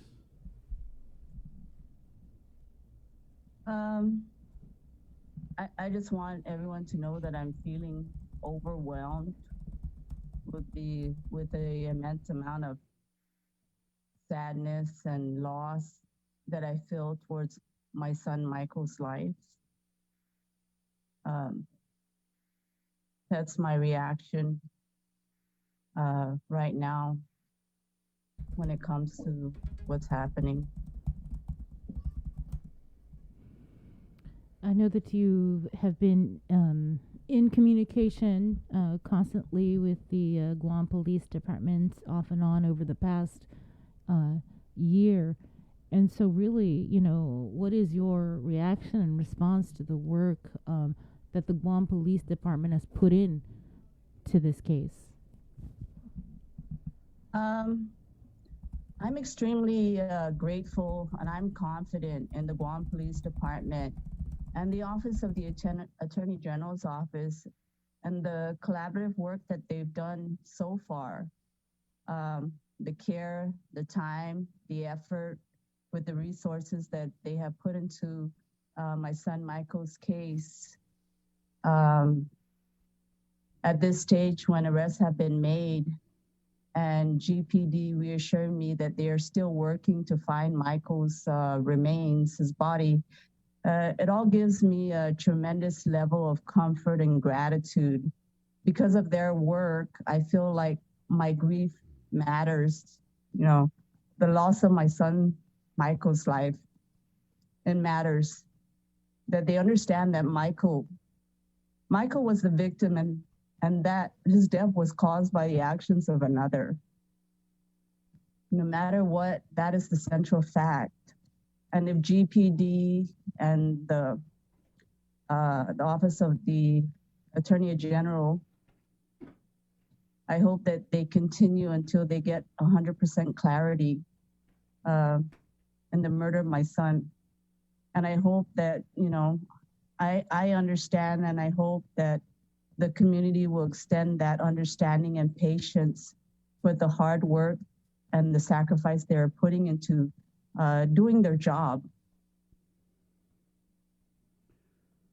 Melanie, I know that there've been a lot of details that have come out in this case, and the social media comments, posting, whatnot. And I know that this has been a very trying time for you. Yeah. But if you could share with our audience just how difficult this has been.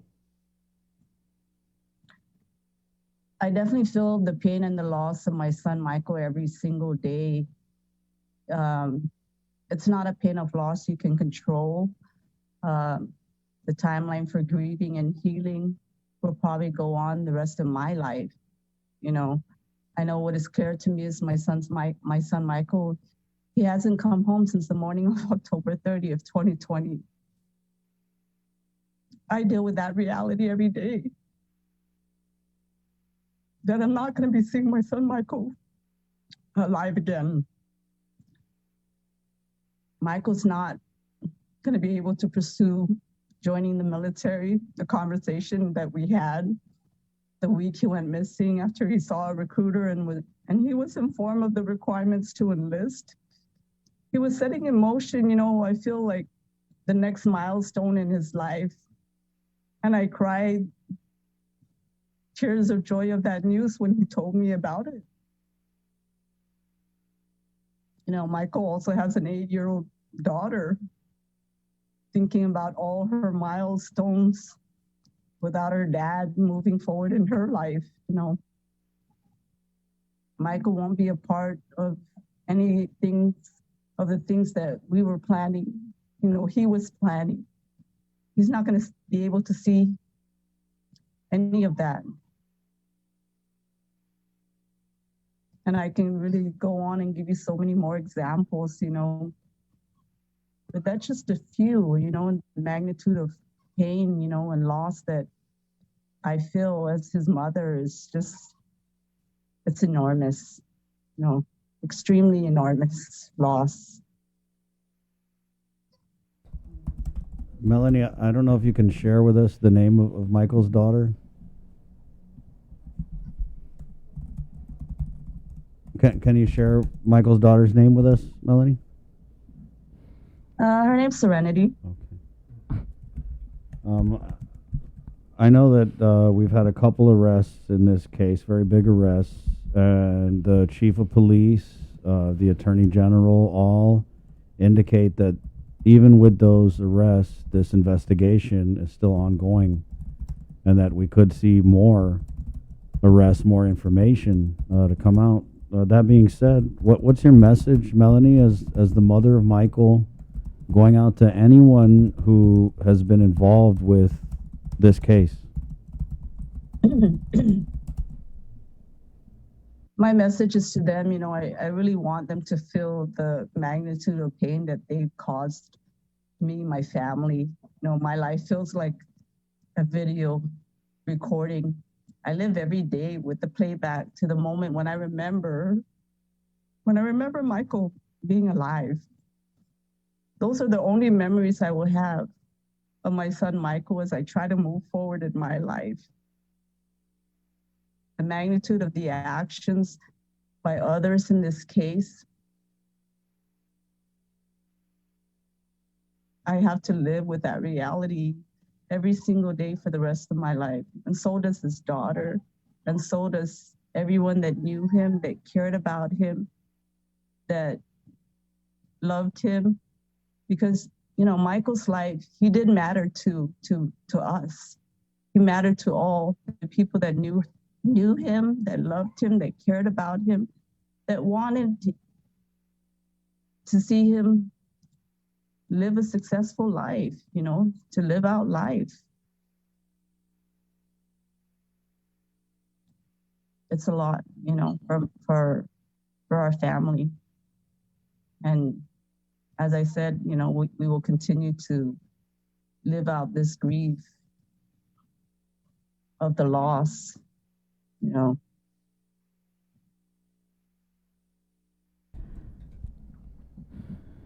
loss of Michael's life. I gotta ask, how are you getting through this? How are you getting through this? Because how am I getting through it? Yeah, it just seems so hard. God, it's just I do get help through therapy. I have a good support, family support, but as a mother, it's just like you don't really feel like you're really getting through it yet. I don't really feel like I'm getting through it yet. GPD reassuring me that they're still working, hard to find Michael's remains in his body. That's what gets me through it. Just knowing that they still care. They still care to find him and help me to work towards a little bit of closure, because I know I need to at some point do that, but I'm just not there yet. I'm not there yet where closure can happen yet. but I have a lot of hope for one day. Hopefully, I get that. Well, Melanie, we know that you're far from closure, and that's why we definitely want to thank you for coming on the show and sharing these messages with us, especially during this trying and difficult time. And as we inch closer to the trial, I'm sure there's going to be more information, disturbing, unsettling information. So again, our hearts and prayers are with you and your family, Melanie. Yes. I just want to thank all of you also there at KUAM family. Thank you so much for showing me support and care. I really, really appreciate it. That really helps and provides me and my family comfort, that you guys reach out to us and you guys show your human side of this, that you care, that you care about Michael's life, and you care about his family, you care about getting to the truth. Thank you so much. God bless you and your family, Melanie. God bless you all too. Thank you. Thank you. Melanie Guerrero there, the mother of murder victim Michael Castro, right here on the link at 9:07. Sabrina? No, that's, our prayers continue to go out to her and her family. She's, like she said, she's still, going through all of this. Is just so much emotion. And, the magnitude of what's happening. She's grateful for GPD because them continuing to investigate, shows that they care and that Michael's life mattered. Right. And it's still a long road to go with the trials that will get underway. And this is something that, of course, we will continue to follow. And just thank her really for some of those positive things about Michael, because a lot of the details coming out of this case are, like I said, very disturbing. And as Michael's mother, I'm sure that she wants us to know that, he was trying to do things with his life, that he leaves behind an 8-year-old daughter who won't ever see her daddy alive again. And I think it's important that we remember that side of this issue. It's 9:08. We're going to take a quick break, and there were 23 positive cases of the coronavirus reported yesterday. 20 what? Out of 606. Right, yeah. And so we're getting the Chief Public Health Officer for the Territory of Guam, Chima Mbakwem, coming up next, right here on the link, which is brought to you in part by Jack in the Box. Good morning. KUAM Digital presents a series highlighting the wide array of talents on our island. Whether they're a standout gamer, extreme athlete, performer, or have a unique skill to show off, we're showcasing them every month on Wow Factor. Brought to you by Mountain Dew. Do the do. The relationship between Guam and Manila, Philippines is undeniable as we share similar cultural traditions, history, and heritage. With generations of Filipinos calling Guam home, KUAM presents a monthly look at the capital city, featuring in-depth and engaging interviews on everything from medical tourism to new business and government leaders. Veteran newscaster Nestor Lecanto delivers Beyond Our Borders. This special program is brought to you by KFC.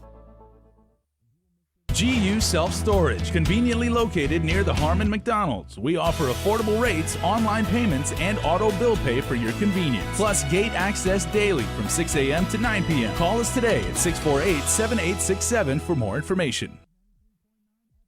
A new musical competition series from NBC focusing on original music is in the works, and they're looking for contestants. American Song Contest is modeled after the hit European phenomenon Eurovision, which has produced some of the most talented performers the world has ever known. The show's looking for individuals and bands from all types of music to find and act in every state and territory, including representatives from Guam and the CNMI. Go online to AmericanSongSubmissions.com to enter and submit your original song submissions now. Must be 16 years or older, and groups cannot exceed 6 people. Additional conditions apply. So apply today and get ready to rep our island on the national stage. American Song Contest debuts next spring on NBC. Get through the work week with a special office party from Uno Go and participating restaurants. Every week, we're delivering lunch from a local dining partner to one lucky office for up to 15 people. For a chance to win, all you have to do is 1. Register as a user on the Uno Go app or website. Existing registered users may be entered as well. 2. Follow us on Instagram or Facebook. And 3. Send us a message with your name, contact email, and phone number, your office, and its location. We'll draw a winner every Friday on The Link on Breeze 93.9 FM on KUAM TV 11 and streaming on Facebook Live, and coordinate the day of your choice for lunch to be delivered the following week. We'll also feature your office celebration on KUAM News every Friday. Put smiles on your co-workers' faces and enter today. Open to Guam residents only. Conditions apply. See the Uno Go Guam Facebook page for details. Thanks to our participating restaurants, Beach and Shrimp, Lone Star, Jamaican Grill, Ajisen, Sing's Cafe, Pika's, and the Sheraton Laguna Guam Resort.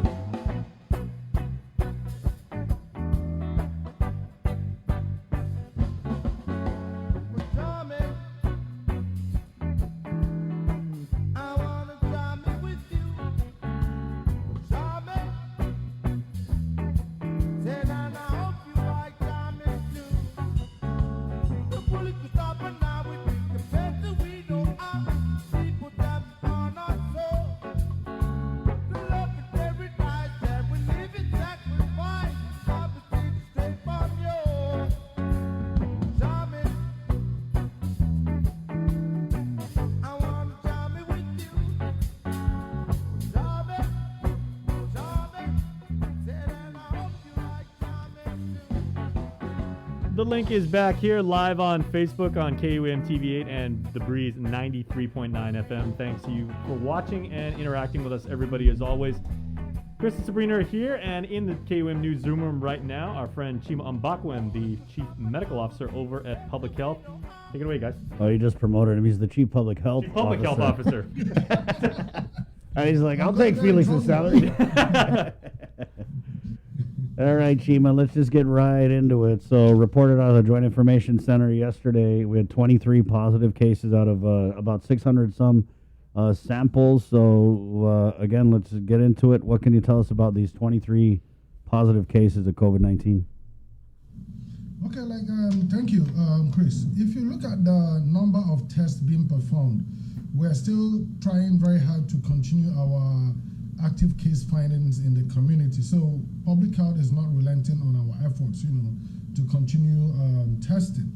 And what it shows is that while we are on one hand, trying to get the whole island vaccinated, to get that herd immunity, we do not lose sight of the fact that we also are still in the pandemic, and we continue to test, to see if there's ongoing transmissions in the community.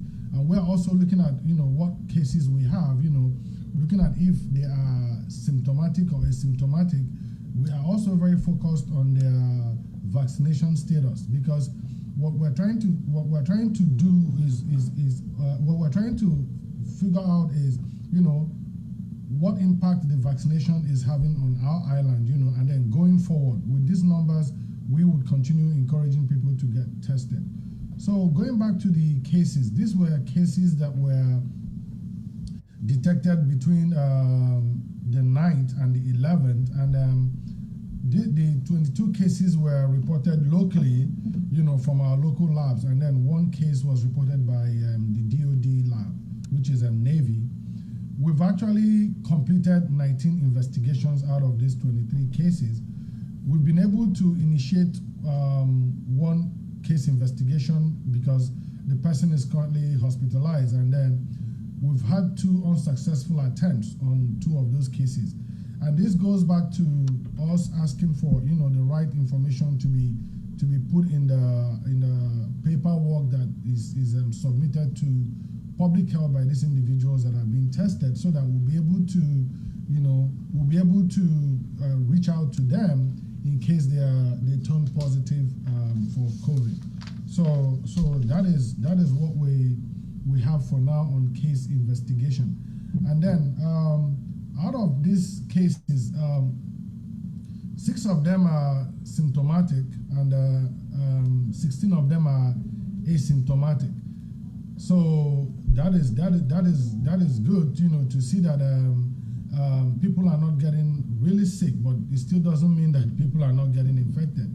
And also looking at the vaccination status, that is where we are actually looking at deeper, because out of these 23 cases, only 2 of them are fully vaccinated. Only 2. 1 is partially vaccinated, and then 19 out of them are unvaccinated. Out of this 19, 9 are ineligible. So these are minors that are under the age of 12. And looking at that number now, you're seeing that there are 10 people who are eligible for vaccination who are positive from this number. So we that's why we consistently encourage people to go get vaccinated. And then out of this, 11 of them were actually household transmissions. So 11 of these cases come from households 11 of them come from households. 3 were just community exposures, and some of them were sporadic exposures that we're still trying to investigate if there's any link between them. So that is what we have today for the 23 cases. So don't be alarmed. It's 11 cases through household spread, Chima? Yes, but you see, like we have to look further down the road, you know. So we're seeing minors, you know, who are not of age to get vaccinated, getting infected, right, by adults who are not vaccinated. But also, yes, we understand that kids rarely get sick, you know, when they are exposed to COVID. But we're looking at the cycle of transmission. So you're looking at an adult who's unvaccinated exposes these young kids. Good enough that our numbers are low because we're on summer vacation. So can you imagine, you know, if the schools were open and we have all these kids, you know, who are positive that are exposed to these unvaccinated adults go back to school. So we're going to have an increase in a number of ineligible minors getting infected, you know, through these adults who refuse to go get tested. So I think we should also really worry about, you know, our role in protecting our minors, you know. I think it's a responsibility that everybody should take seriously, because these kids' social circles are very small. You know, they're on vacation, they're at home now, but if the schools open and these kids go back to school, we might see an increase in numbers, you know, of minors who are not of age to get vaccinated getting infected. So is that rippling effect, you know, that is caused by this little number of adults who refuse to go get vaccinated, that will create the next problem that we're going to have amongst these minors who we are supposed to be protected. And the reason is, for vaccine preventable diseases, we are looking at herd immunity, is about people that have the capacity to get vaccinated, you know, having that immunity to protect the little number of people who cannot get vaccinated. So the cases are reflective of that. We're seeing families where adults are unvaccinated infecting 6 to 7 kids in those households. So imagine if that adult is vaccinated, then there's very little chance of them getting infected and infecting those kids. So I think it's a responsibility that adults should take seriously. You know, we need to protect the younger ones. And with this whole new variant, with this whole new Delta variant that we've successfully kept out of the island, if for any reason that these unvaccinated adults get infected, these are going to be the reservoir for infecting other people who are unvaccinated. So we have to look at this and try to balance it out, you know. So the long-term impact might not be favorable if we do not have these adults vaccinated. So public health is having this huge, massive drive, you know, to get everybody vaccinated. The government is giving out incentives. We're literally begging people, you know, to help us protect ourselves. And we hope that our messaging, our appeals, will be taken seriously and people would go get vaccinated. Thank you. Chima, you said that we've managed to keep the Delta variant out of Guam. How confident are you in that statement? Have we sent any of the recent samples off? Because I know that the samples we have sent, none of them have come back positive for the Delta or the Delta Plus variants. Yes, and that's why I'm saying that we've successfully kept it out, because if you're looking at our entry requirements into the island, right? Which is the vaccination, and now we've moved up to testing, right? So if you couple that with the fact that locally we're still following public health recommendation of wearing our mask, and keeping safe distance. So people who are coming on island are getting on that plane without active infections right now. So because we're doing the 72-hour test before arrival, and then with vaccination, the people who are being exposed, some of them are not getting, the people who are vaccinated are protected against, the virus up to an extent where they're not going to get sick, or even if they get infected, they won't have enough viral load to, infect a lot of people. So that is the good part. So the policies we have in place is actually helping us. And like I said earlier on, we continuously send out specimens to go get tested for variants. The last variants that the last result that we got were all the UK variant. So we're still actively, sending out specimens to go get tested. And for any reason, we identify the Delta variant, our processes in place will also help us to make sure that we cut off transmission as early as we can. So I think we're in a good place, with what we're doing, and then with the commitment from the community, we will continue to remain protected, and public health will not stop being vigilant. I'm just looking at the latest JIC report. So it does say one case identified with the B1617.2 Delta variant. So is there a different Delta variant we're talking about? Yeah. So I think there's a more aggressive Delta variant. Okay. Which I might have to look up to discuss further, because I wasn't prepared for that. But the fact that we've actually had one on island and we were able to, handle it, and it didn't spread, was what I was trying to, put out there. That so it's not that we've not had it, we've had it and we are able to successfully contain it, and so we hope that we don't get another one. We hope we don't. We just hope we stop having positives. For me, it's just not about the variants. It's about people turning positive. We can actually stop it.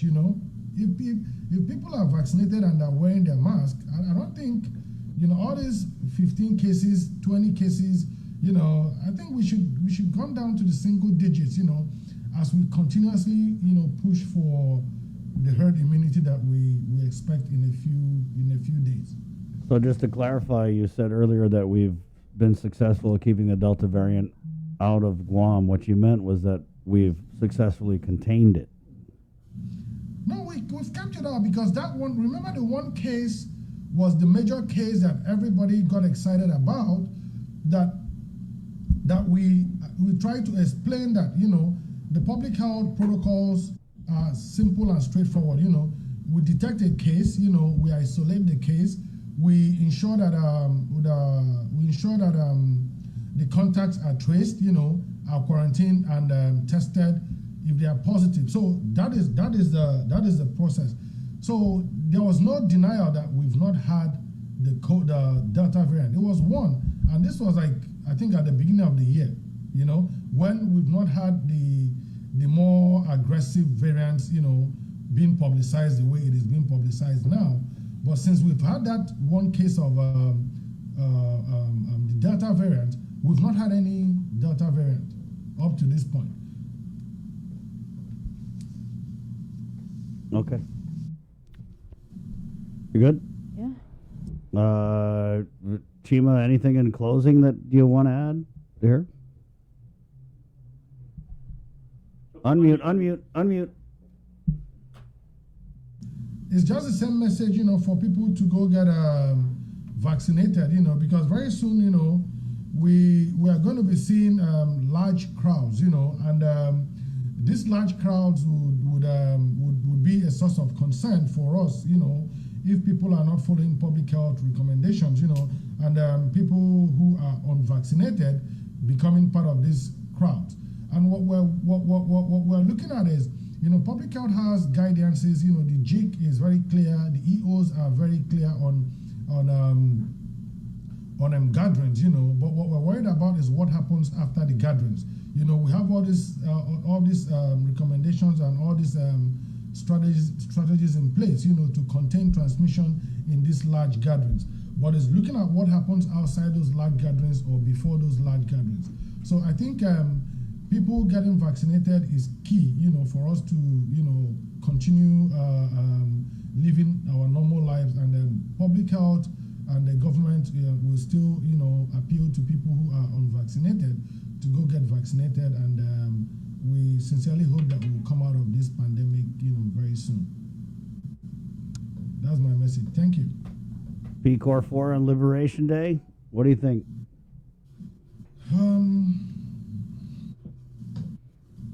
What was the question again? The governor announced that we're probably going to go into P-Corps 4 on Liberation Day. Yeah, I think we're in a good place to go to P-Corps 4. But like I said, it is now individual responsibility. Go get vaccinated, wear your mask, keep your safe distance. The government has done enough, to protect us, to make sure that our numbers come down. All those policies that the government and public health had in place is reflective of the position we're in right now. So moving forward, I think there won't be any problem, going to P-Corps 4. But the challenge will be what will happen when people stop being vigilant and our numbers start getting up again. So we have to be very careful, and we be rest assured that if the numbers start going up more than it's supposed to go up, public health will come up with interventions that might not be favorable to people, but we have to do that to continue keeping the island safe. So I'm optimistic that we're there, and like the governor said, people should continue to wear their mask, even if we're in P-Corps 4, and make sure that we continue to be safe. So I'm optimistic that we're there already. Chima, I did want to ask a couple of questions regarding all this military training exercises that are going on. There's 4,000 here for Forager 21. Then we just got word about this other exercise, Pacific Iron. We're talking about 35 aircraft, approximately 800 airmen coming in. Are they letting you guys know, the military, whether or not any of these airmen are vaccinated or anything like that? Of course, like I said, out of the 23 cases last week, there's just one DOD. So we have more cases than them. so we're informed,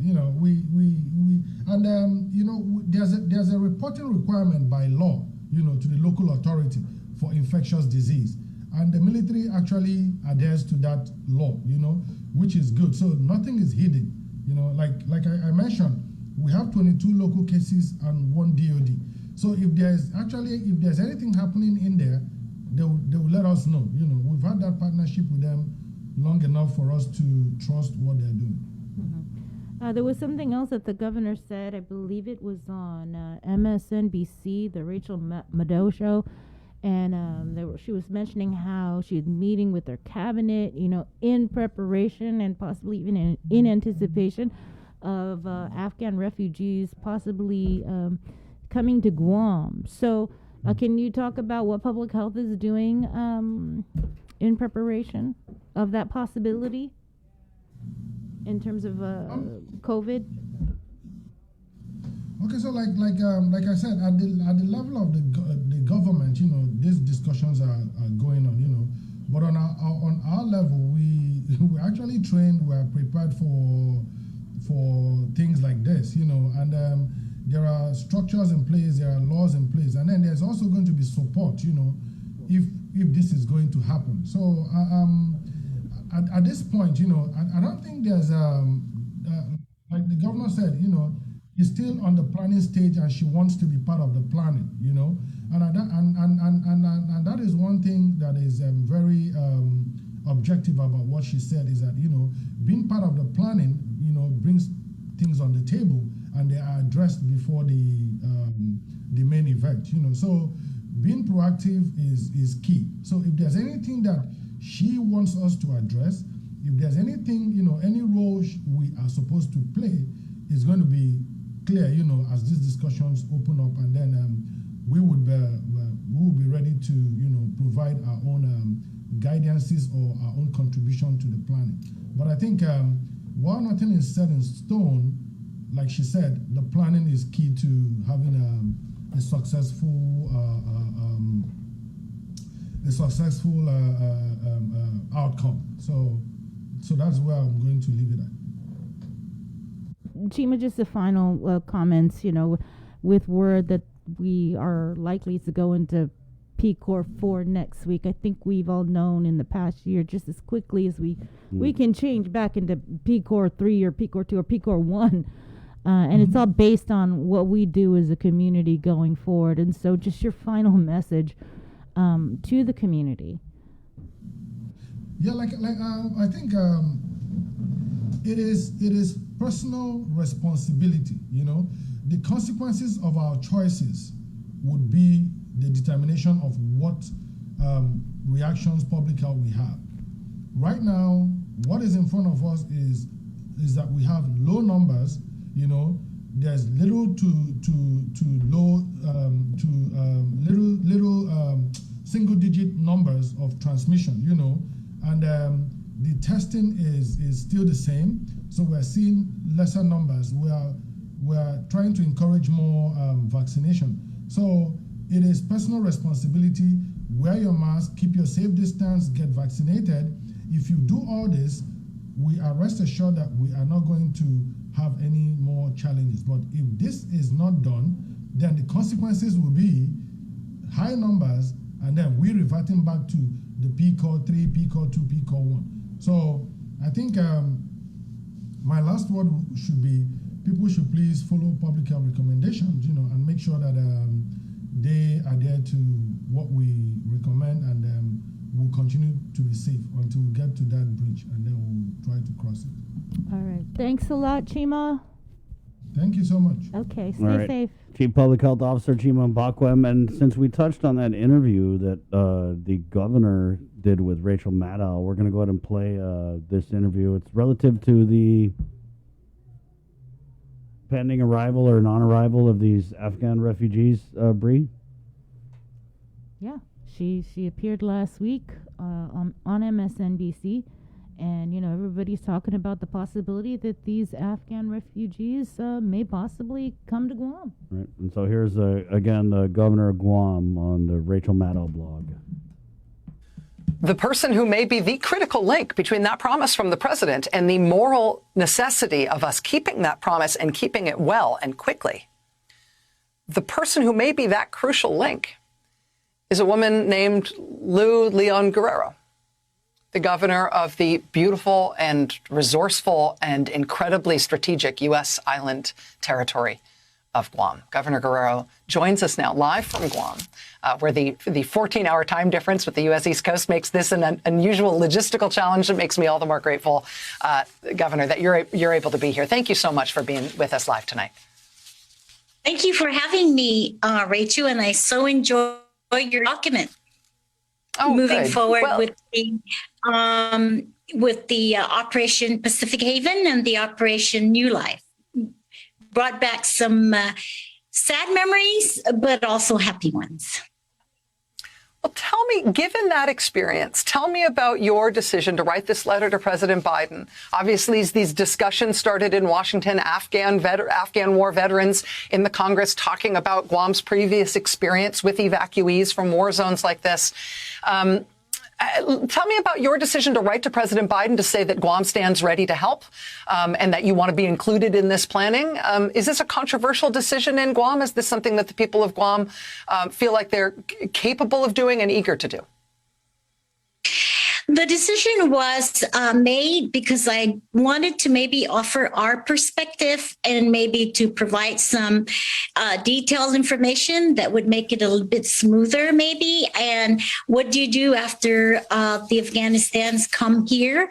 How does the community play, and what role does the community have in this whole ally help to our brothers and sisters in Afghanistan who, like you said, have done a lot for the U.S., and now it's time to give back to them. So that's what prompted my decision to write to President Biden. But even that, Rachel, I have already gathered our cabinet members. I have been talking to military. I've been talking to our National Guard and preparing for when that decision is made. Because if you also realize in Operation Pacific Ocean, I think Guam was given like maybe 4 days to prepare. But I think we were already preparing before that. So like you said, we have had historical experience. We've gone through the process, and believe me, our people will certainly play a very significant role in the smooth and, the unfamiliar transition of those people that will be coming. And have you heard anything from the administration that you can share with us in terms of the decision, where we're at in the decision-making process, whether indeed your offer to help will be acted on by the administration? We've obviously heard that commitment from the president, but we haven't heard details about where the evacuees are exactly going and whether they'll all go to one place or whether they might be dispersed to multiple locations. I have no official word in those decisions. I don't know if even they already make a decision as to where they're going to relocate or what site that they are going to use. I've been in communication with our military partners here, and they also do not have any official word, but I do know that they are also preparing just like we are. And we've been in communication with them to see what we can do to make it a much better and smoother transition. Rachel, I just wanted to also say that the people of Guam have been a people who have experienced war, who have experienced the atrocities of war. In fact, we are just now going on a memorial trail to, again, celebrate and remember our loved ones that have died and have suffered tremendously during war. And so with that, we are we have the sensitivity, and we are very welcoming, and we would like to do whatever we can, again, to make the lives of those people, like you said, with the Kurds, and who came in and they felt that they were born again. Governor of Guam, Lou Leon Guerrero. Governor Leon Guerrero, it is an honor to have you with us tonight. This is such an interesting moment and such an urgent moment for the country. Your willingness to share your perspective and potentially to play an incredibly key role in America making good on this promise is an inspirational thing. Thank you for being here tonight. Thank you for having me. Thank you for having me, Rachel. And good evening to you. Indeed. Thank you very much. That 14-hour time difference does make things feel inside out at sometimes in doing these logistics. All right. Well, it kind of sounds like we're all in on these Afghans. By 9:40, pretty sure we'll be talking about this over the next coming days. Breed, have you heard anything else? No. And we've been checking, all of the wires. I did reach out to Congressman Michaelson Nicholas. What did he say? Nothing. I didn't get a response, but I did try to reach out to him to see if he had any information. Oh, good. Nothing. All right. It's 9:40. Ladies and gentlemen, I present to you the shining star of the link, Jason Solis. Joseph's doing this interview? Or All right, guys. Well, you know what? I want to just start off this interview. We're not going to bury the lead. We are going to basically contextualize this and say you can go to college and get a university education. You can major in whatever you want for playing video games. Take your video game prowess. That used to be like a punchline when I was a kid. I mean, this was a pipe dream when I was a kid. But this is an actual legitimate thing, and it's no joke. It is very, very serious. Esports is here and now at our university over in Mingilao. There is an esports program, and I am absolutely thrilled to be joined not only by Dr. Lawrence Camacho, the Dean of Enrollment up at UOG. Doctor, very good to see you as always. But we also got John Wigglesworth, who is the UOG Esports Triton Coordinator, now, John, I know that's not a virtual background behind you when it says Geek Out, but I'm going to say that's the coolest background I've seen, like, at least this week. Thank you. It's actually my local artist who works at The Vault. She came in and designed this background for us. Very cool. That's basically everybody's credo. And I'm going to go about maybe 30 feet back in our office right here to our very own Ken Sinicolas, who you may know has been instrumental in setting up esports on the island. You know, he's been a community manager. I don't want you to undersell Ken at all, but he's not only been instrumental, he has been basically the man when it comes to esports on Guam. Wow. I just want to give credit where credit's due, Ken, because a lot of people are late to this whole, what are you going to do when you grow up? Play video games? kind of thing. And I just want to make sure you get your propers. Thank you. Thanks, Chris. You got it. No, back to you, Jay. There you go. So, and Ken and I are both very, very proud alumni of the University of Guam. So to see UOG expand its offering, give other people the chance to actually make it into college by and if you're really good at video games and you have a passion for that, this is a gift and this is a way that you can actually go to college. So Dr. Larry, let's start with you and everything like that. What was your first reaction? Being in our age demographic and everything like that, when you heard that there wanted to start some program at the university level centered around video games.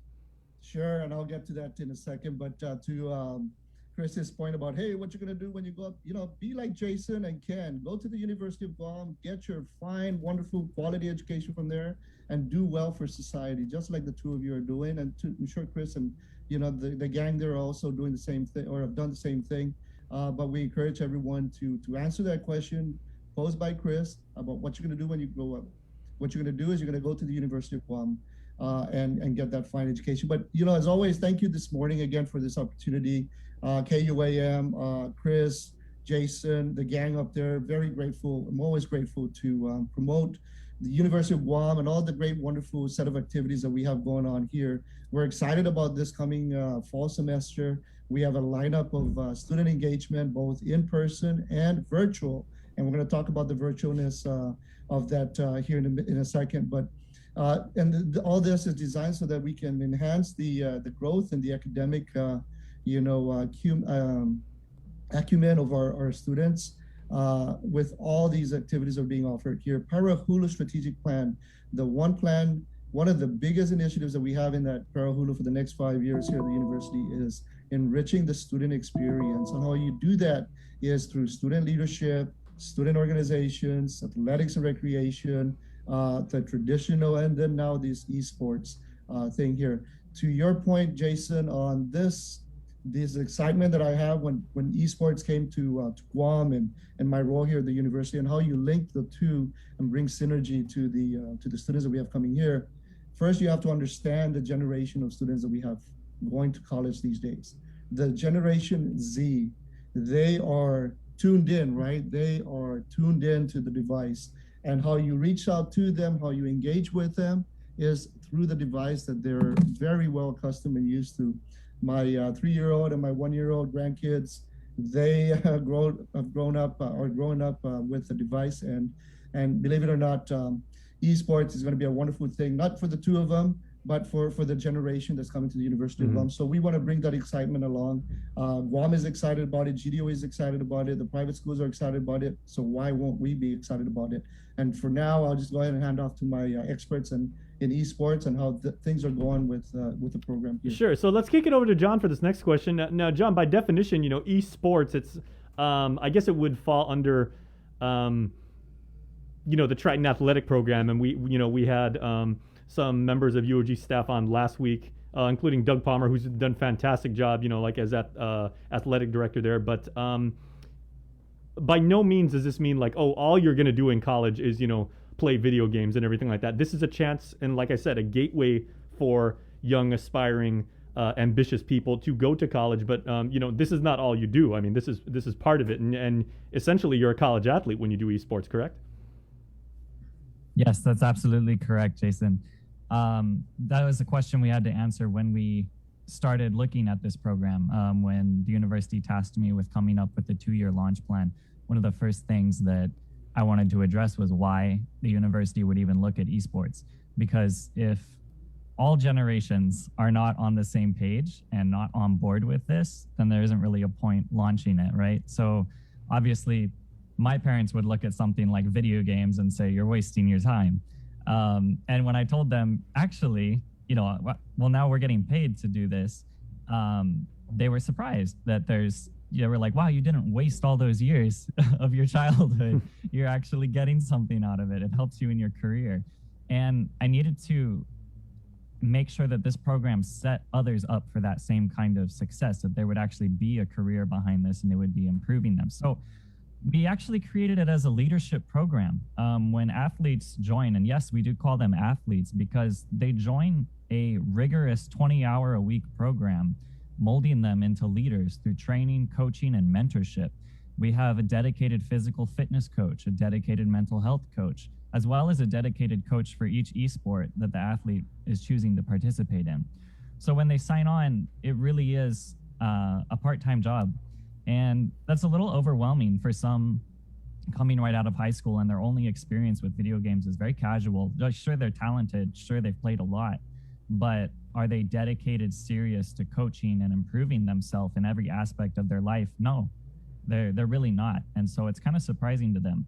I did study other athletic programs at other universities and other esports programs as we created this curriculum, if you will, just to make sure that, we're not too out in left field, but we're actually reaching for the top. Like, what does NCAA do? What do these other sports do in their training programs? And how would that look like for Guam? How would that look like for esports? And then also looking at professional esports teams and the kind of coaches they employ and the kind of rigor that they put their athletes through. Yeah, that's phenomenal. So like other big time NCAA student athlete programs, you're going in the weight room really early in the morning. You may have 2-a-days. You're doing team meetings. You're doing walkthroughs. You're watching film. You're interacting with perhaps the media and everything like that. And oh, by the way, now you've got a full set of college level classes that you've got to deal with and everything like that. So I mean, it is a very demanding, but at the same time, very character building skill. Absolutely. And what I do appreciate is, the university stepped forward and put $500 scholarships behind every athlete. Like, if you're going to sign on, you're going to give 20 hours of your life every week to this program. The university was willing to give back to them and say, hey, you're going to get a scholarship for joining this. And I think that was impressive because that put us right up there beyond even what University of Hawaii was offering their student athletes who were going into esports. So okay, it adds us that competitive edge. Yeah, John, as far as like now we're talking about maybe intercollegiate, like with athletic competition, and we talked with the AD last week about that. What are you envisioning maybe within the next couple of years down the road as far as local student athletes and esports competitors at UOG being able to match up against potentially anybody else over the internet and other big schools, because you're playing these internet connected games. You could technically have a match against anybody. And that's a phenomenal opportunity to get better really quickly. Yeah. What's great is that we already have, and we've already won. We were able to start scrimming. We joined the North American Collegiate Esports Association this January. And throughout this semester, we had our teams creating friendlies or scrimmages against other schools, the University of Seattle, Cal State Fullerton, pretty much all across the entire U.S. And our Super Smash team was actually beating the other collegiate teams consistently in these friendlies. Our League of Legends team is kind of struggling a bit, but they win some, they lose some, but these are just friendlies. And what we're looking towards is actually joining this fall the tournaments that NACE is creating. So in our Super Smash and in our Valorant teams, which we'll be launching this fall, they'll be competing for the entire year through NACE against other colleges in North America. Mm-hmm. Well, I want to bring my guy Ken in right now. And, Ken, as I said, you have worked not only as a gamer yourself since you were very, very young, but, even now in maturity, you've continued to give opportunities and, throw events and create a sense of belonging to people that have a passion for playing, video games. I remember, when you were doing events at, mayor's offices on a Saturday afternoon, and then it moved up to like the malls, and, now there's these big productions that are getting really proper media coverage. So what does it mean to you to actually see these kinds of competitions be able to have relevance to gamers, as they move through maybe like, middle school age and now all the way up to collegiate age, and now they can actually turn this into what could be a very lucrative career? Sure. I think one of the things when I really got into throwing the events was trying to legitimize the industry in this region.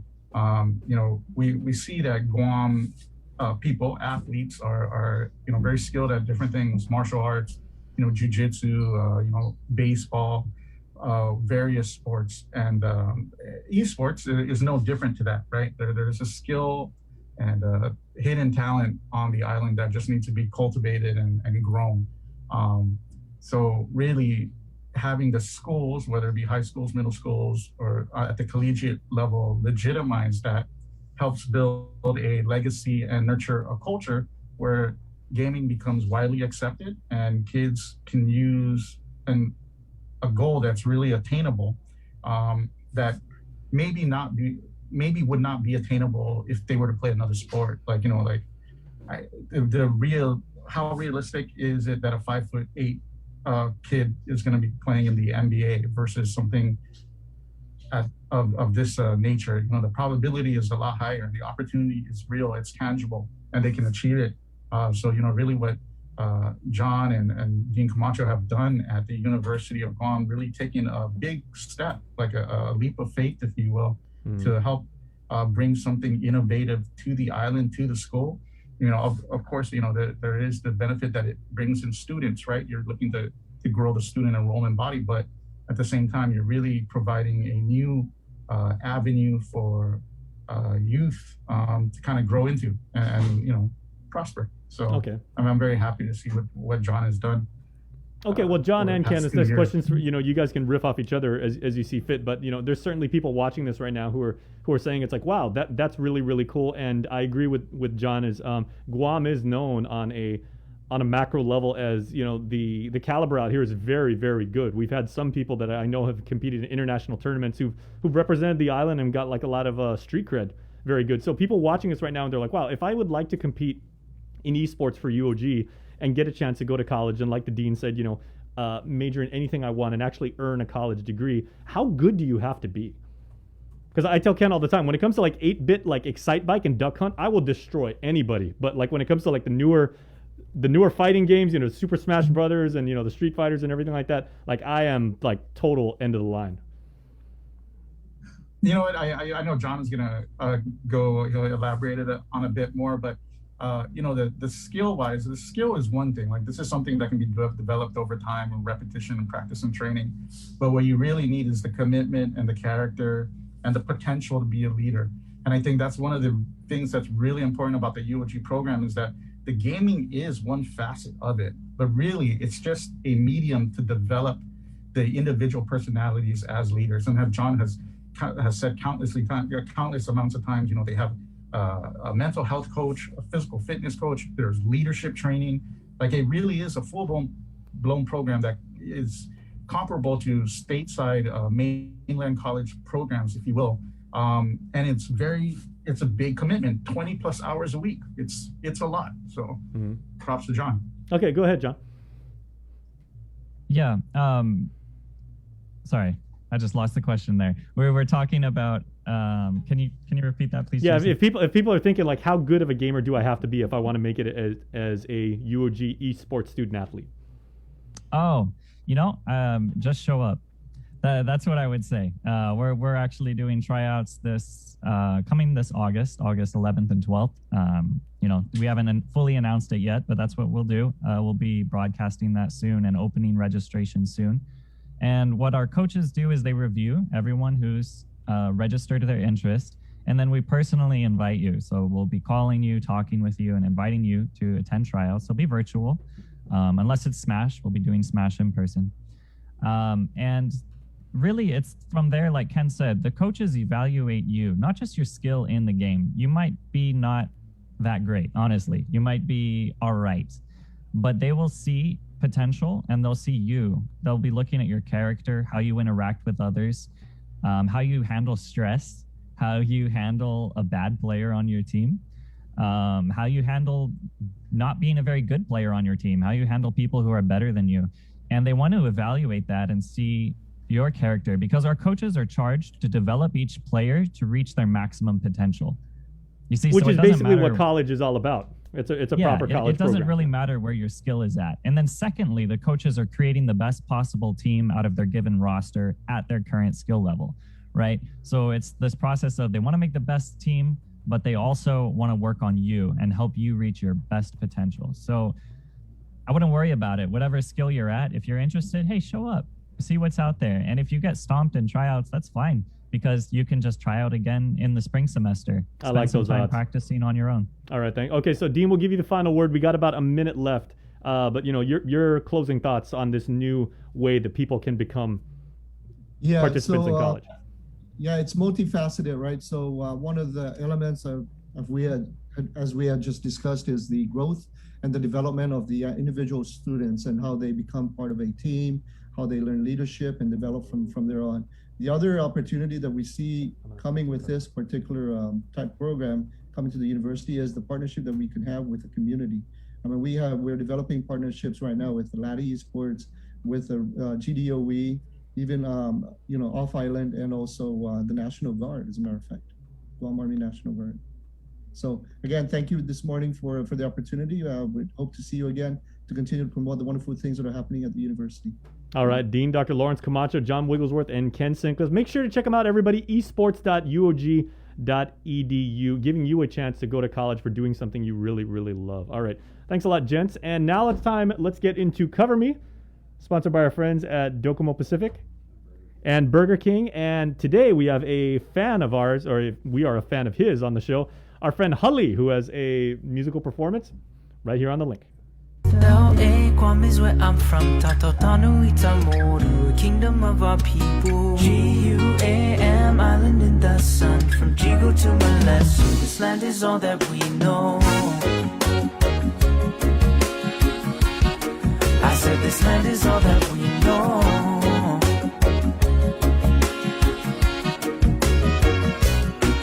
Come with me to my roots in a little tin shack on the ranch with my tata and the sweat up on my back. Picking lemon from the tree, how much hotter can it be? He said, Ayade, don't worry boy, just listen to me. So I cool down and relax, no worry, we're living in paradise. There's no place on this earth, I will tell you, that'll make you feel so nice. ISLA, Guam is where I'm from. Tautanu Itamoru, kingdom of our people. GUAM, island in the sun. From Jigo to Malesu, this land is all that we know. I said this land is all that we know.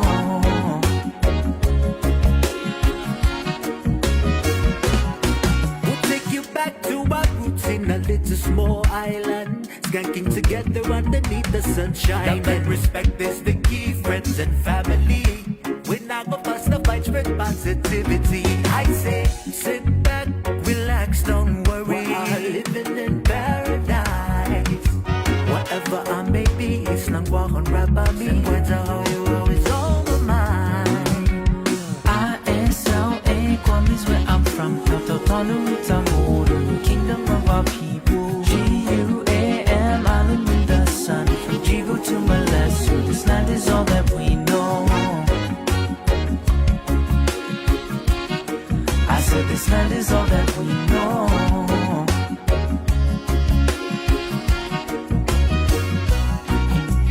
matter where you go, yes, no matter how far. Just look real deep inside, you'll find this Isla in your heart. You back to the seas, and down your talent power down and deep, that's where I'll be. Even when I'm far away, my love for you will never fade. ISLA, Guam is where I'm from. Tautanu Itamoru, a kingdom of our people. GUAM, island in the sun. From Jigo to Malesu, this land is all that we know.